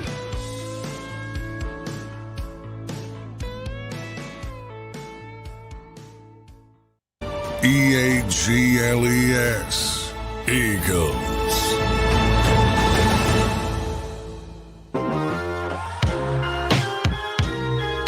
All right, we're back. Final segment of the program. He's Derek Gunn. I am Rob Ellis. We're hanging out with you on this Tuesday. All right, Gunner, we did it a little bit earlier, so let's pick it back up. Some buy and sell Eagles, always fun to do, and we hit a bunch of different things. So I'll throw this one your way. See what you think. How about 1,300 yards for Devontae Smith? Buy or sell? Woo! Yeah. Woo-hoo-hoo. He had more catches. He had more catches than AJ. He had 95 to AJ's 88. Yeah, he led the team. Yep. He had over 1,200. What did he have? Over 1,100 receiving? Yes, he did. AJ had more receiving yards, but less catches. AJ had 1,496. Yeah, and Devontae had 1,196. So it's about 100 more yards. You know, will he get about 100 more yards? So 1,200. Yes, I want to say yes. Mm-hmm. I think so too. Yeah. I think you're going to have two guys easily over 1,300 receiving yards again this season, as long as they can stay healthy. This young man has gotten better each of the 2 years he's been in the league. Numbers have gone up, and I think the sky's the limit for him. I think he could be pushing 1,400 receiving yards as well. So, yeah, I'm going to say I'm buying it. I think he's getting better. I think the quarterback's getting better, and that the quarterback will run a little bit less, which means there may be a few more passes mixed in. So that will help him get to that number. Okay. Well, let's stay on it then, Derek. 1,500 for AJ.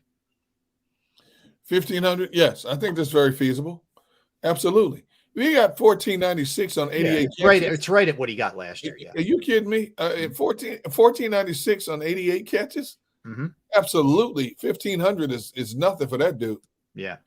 Hey, you know what? Not to deviate, but Duck Wynn just brought up something we haven't addressed yet this week. Sure. We put out a gritty challenge to our chat. And you know what, Duck? Thanks for bringing that up. I haven't seen anybody making a move. I mean, fans, and you know, the chat room, they laughed at Rob Ellis several times because, you know, hey, and a number of them said they accept the challenge, and I'm still waiting to find out where these videos are. We got to get these videos. I want to see these. We got to get these on the show, dude. Yeah, we get them, and you know, we'll get you somewhere to mail them to, and we're going to show them. I mean, we're absolutely, and someone's going to be crowned the champ. One of our chat is going to be considered the best, the king of the gritty. So yes, let's get it going. And I'm willing to say that whoever wins, Rob Ellis is willing to cook you a full course meal. Cheerios in a bowl, and you're welcome. That's what it'll be. You're right. It's funny. Like, it's easy to mock me. Let's go. Put up. You know, let's see what you got, folks. You know, we need a little gritty here. Rob was a good sport. He did it not once, not twice. Did it 3 times. He did them individually, then put them on the air, and then did a combination of the two so we could critique them. Yeah. So come on, pony up. Pony up, chat room. All right. You guys been here loyal. You know, Chris D said, I'll pass on a Rob Cook meal. Smart woman right there. She knows better. Yes. Oh my God. All right. Jalen Hurts over under 700 rushing yards, Derek. So to put it in perspective, last year he rushed for 760. Buying or selling? You buying or selling that one? I am selling. You said wait, over what? Over 700 yards. Are you buying it or selling it? Rushing. I'm going to sell it because the backfield's too deep. You got too many weapons to hand the ball off to. Your tight end's back. You know, you got weapons galore to throw to. There's no need for you to tally up that kind of rushing yards. So I'm going to say I'm selling it. No, you're going to keep him around 600 at the very most. I'm selling too. Too. I think he's going to be, and Gigi agrees. I think it's going to be less, simply because it's less attempts. I think that he will. Look, I don't think they're going to sit there and curtail the guy and just shut him down or anything like that. But I just think it's going to be less. They're going to take the ball out of his hands a little bit more on the RPOs, maybe a little bit. Yeah. But nothing major there. Wait, Adam, that exploit says, D-Gun, do you blame us for laughing at Rob's gritty? No, I don't. But the bottom line is he was a good sport. He did it. He knew he was going to be laughed at. So, no, you guys all said that you accepted the challenge. So let's see what happens. That's it. No, to me, you put yourself out there, have at it. And I know how bad I am. Trust me when I tell you that. I know how bad I am. So it's all good. I don't care. I don't care. All right, I got a couple others for you. A couple more Jalen Hurts. Over under 30 touchdown passes. I'm going to go over. I'm going to say over. Okay. I think he had 22 this past 22. season? Yep. Yeah, I'm going to say he hits 30 this year. I think it's going to be bombs away for the Eagles, and rightfully so. I think he's going to surpass 30 touchdown passes. He'll have less rushing touchdowns and more through the air. So I'll say yes, over 30. I think so too. I think it's going to be, they're going to look a little bit different too. And this is the one thing we don't know because, with Brian Johnson, I think it's definitely a lot. It's going to look pretty similar, and definitely those two are on the same page, and that's a good thing and all that. Yep. But it might be a little different, like play calling. He's calling the plays now. It's not Shane Steichen, It's not Nick. So it might have a different flavor to it, especially if he sees something that's working, that's hot, he might attack a little bit more. I don't know, by the year. Okay. Over under. Do I stay with him? I'm going to stay with her. Okay. I got one for you. Buy or sell. DeAndre Swift, 800 rushing yards. No, he's never come close to 800 rushing yards. If I'm not mistaken. I think the most he's ever had in a season. Let me see. I saw that stat earlier this morning when I was looking up stuff. What the heck was what was his best season rushing? Here we go. I get it. Here we go here. Okay, so 617 was his best ever in 13 games. Okay. Now, I'm going to say he's going to be right around 700, if that. Still pretty good. I mean, for 13 games, they're good numbers. It's Absolutely. just, it's a matter of him staying on the field. It's a matter of, divvying up the carries and all that stuff. I mean, he only had last season in Detroit. I mean, obviously Jamal Williams was the feature back dude, had like 95 rushing touchdowns. I mean, last year Swift only had 99 carries in 14 games, and he averaged 5.5 yards a carry. Yeah. So for him, it's about what are you doing when you get the ball in your hands, and he's being productive. I don't think because of his history, I don't think he'll ever be looked upon as a feature back or lead back. He's a complimentary back, and I don't think he'll get anywhere near 700 yards rushing. I'm with you. The thing is, both guys are high yards per carry guys. They really are. Both. That's what you want behind that offensive line. Let's go Kenny Gainwell here. And I'm going to ask you buy or sell carries here. Buy or sell 60 carries. He got 53 last year. Yes, I think he'll get 60 easy. I think they like him. It's the reason why he supplanted Miles Sanders down the stretch. I think 60 carries is very doable for him in this offense. I really do. I think the mindset's going to be let us not overuse Swift and Penny. Gainwell, we trust Gainwell in the backfield. Right. I think 60 carries is easy for him in 2023. Yep. All right. I like it. All right. Unless you have any others, we'll move on to birthdays and movies. That's it, dude. You covered the whole gamut. All right, let's go birthdays. And then I want to hit you with a Kyrie Irving and LeBron thing in a second. But all right, let's start with this one. Paul Giamatti, who I think is an awesome actor. He's 56 years old. He's good in anything he's in, and Amazing Spider-Man 2, great villain. Oh, and he's not your typical, handsome. He's just a good actor. Yeah. The Illusionist, he was very good in The Illusionist. He was good in that. Great movie there. Yeah, yep. I agree with you. DeAndre Hopkins. He's 31 today, Derek. Looking for a home. Yep. Looking for a home. The great Bjorn Borg, who was throughout the 70s and the 80s, man, one of the best there is. He was absolutely incredible. And what a rivalry he had with John McEnroe. Oh my God, it really legendary. And he was one of those guys who just retired out of nowhere he was young, man. I want to say he was like maybe 26. Mm-hmm. He was still in his 20s when he retired. Can't believe he's 67 now. Whew, man, it's unbelievable. Steve Vai, the guitarist, is 63 today. Robert Englund. How about Robert Englund, who played Freddy Krueger? Yes. Yes. I can never look at him without thinking of the fingers, man. I know, man. Right? Dude, look how many of those movies he made, man. He made a lot of money off of just that one series of movies. Very smart. Yep. Jeez. You talk about milking a franchise for all it's worth. Oh my goodness. Yeah. That's I what wonder he if did. he's still doing it. If they come out with another one, he's 76 now. I wonder if he's doing another one. I don't know, man. You're like this. Maybe he's Freddie's father. He's Freddie Sr. I don't know. And for the younger Freddie Krueger. Colin Quinn, the actor comedian, is 64 today. Cam Neely, former Boston Bruin, is 58 today. Bobby Mitchell, the former great NFL player, Hall of Famer, was born on this day in 1935. I don't have many other birthdays, Derek. There wasn't a lot. Really? You get something else you liked? What else do you have? Tell you, it was a great actor who played a great role in the villain in this movie here. Jason Isaacs, who 60 years old today. You remember the movie The Patriot? Yeah. Yeah. Remember the leader of the British who was out to get Mel Gibson? And that's him? That's him. That guy's good. Yeah. Great actor, man. Yeah, I just didn't recognize the name. Okay, he's good. Yep. Yeah. Judith Barris was 10 years old. She was in Jaws: The Revenge. Boy, what a tragic death. She died at 10 years old. Oof. Killed by her and her mother, killed by the father who committed suicide. 10 years old, man, just barely living life and gone. Okay. And she had been acting since she was 5 years old. Bill Dickey, former catcher, manager of the Yankees.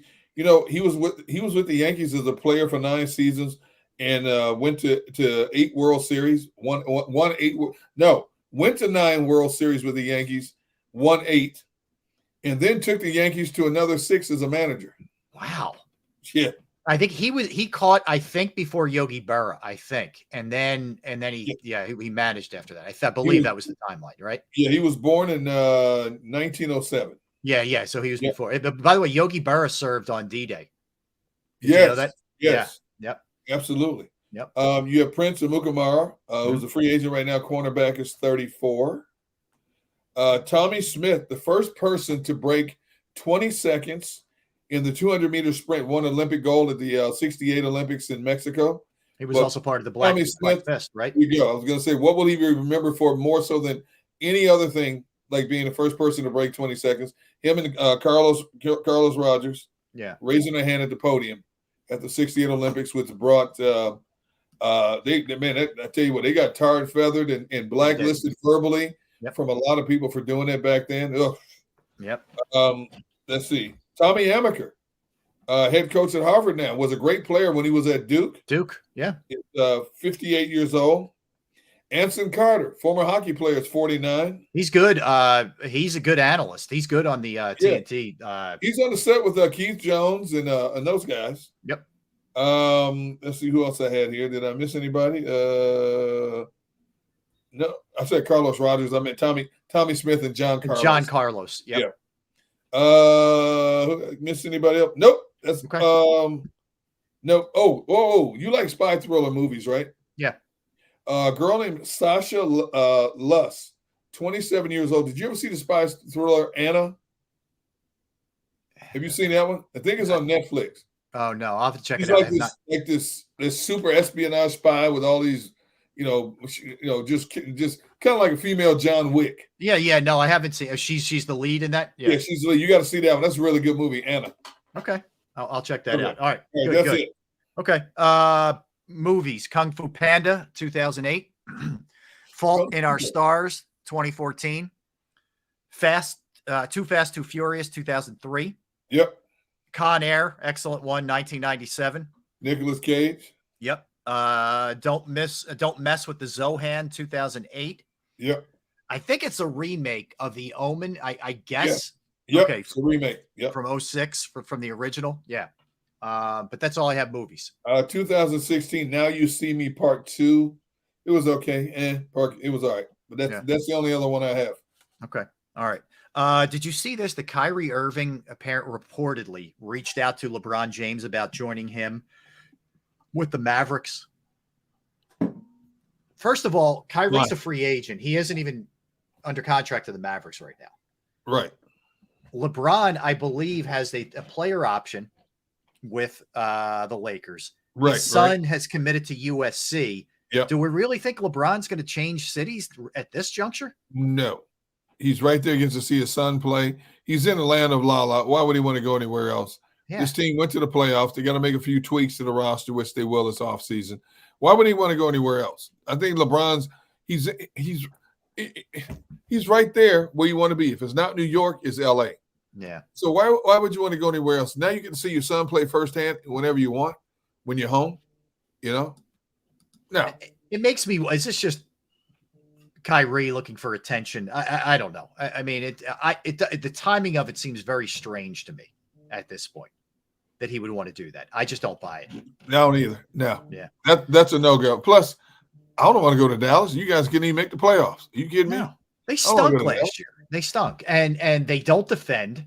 Like every game has got to be a shootout because Kyrie's not a good defender. Luka's not a good defender. Exactly. Not a preferable spot as far as I'm concerned. All right, 22 years ago was the Allen Iverson step over of Tyronn Lue. That was 2001. Yeah, it happened game 1, NBA Finals, Lakers Sixers. Sixers win the game. It's the final game that they will win in that series, but Allen Iverson had the famous step over in that game. Iconic. Never forget that moment, man. Yeah. Unfortunately, they didn't win it, but what a great time for Sixers basketball back then. Yes, I agree. So there's that, and then we have game 3 tomorrow night, Derek, going back to Miami. While we speak, I'm going to pull the spread up, and let's see where this thing is at.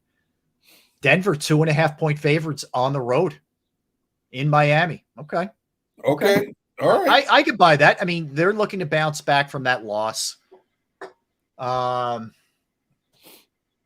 Yeah, that kind of makes sense to me, actually. I sort of like Denver in the game. You never really want to count Miami out, but I kind of like Denver in that game. I agree. I think Denver is the better overall team, but I think Miami their mental toughness has been second to none. And look how close the point spread is. That game could go either way. Yeah, the odd makers put that point spread out. That tells you they have a favorite, but they're not too sure about it. The way Miami came back in game number 2. Once again, I expect game 3 to be filled with unpredictable moments. Who knows? The outcome could be unpredictable for that matter. No question. And then, obviously the other big stuff is, and we'll continue to talk about it throughout the week, is if the Flyers move Ivan Provorov and Carter Hart, but it looks like Keith Jones and Danny Briere are getting started real fast here with changing things up. All right. I don't blame him. Yeah, I don't blame him either. All right, that'll do it for us. I want to thank Tone DeShields. Tone, great job, as always, my friend, producing the program. Good job, Tone. Everybody in the chat section, very, very entertaining stuff, as always, from you guys today, and everybody streaming, everybody listening. We always appreciate it. All right, what we have on tap tonight is the Phillies and the Tigers. You got Taijuan Walker going tonight. Eagles OTAs, they have an off day tomorrow. The final one is Thursday. Flyers, there is some news right now, what kind of moves they're going to make. Sixers, kind of quiet on the Sixers front. Maybe we'll hear about some assistant coaches, but we'll see. So that's kind of where we're at.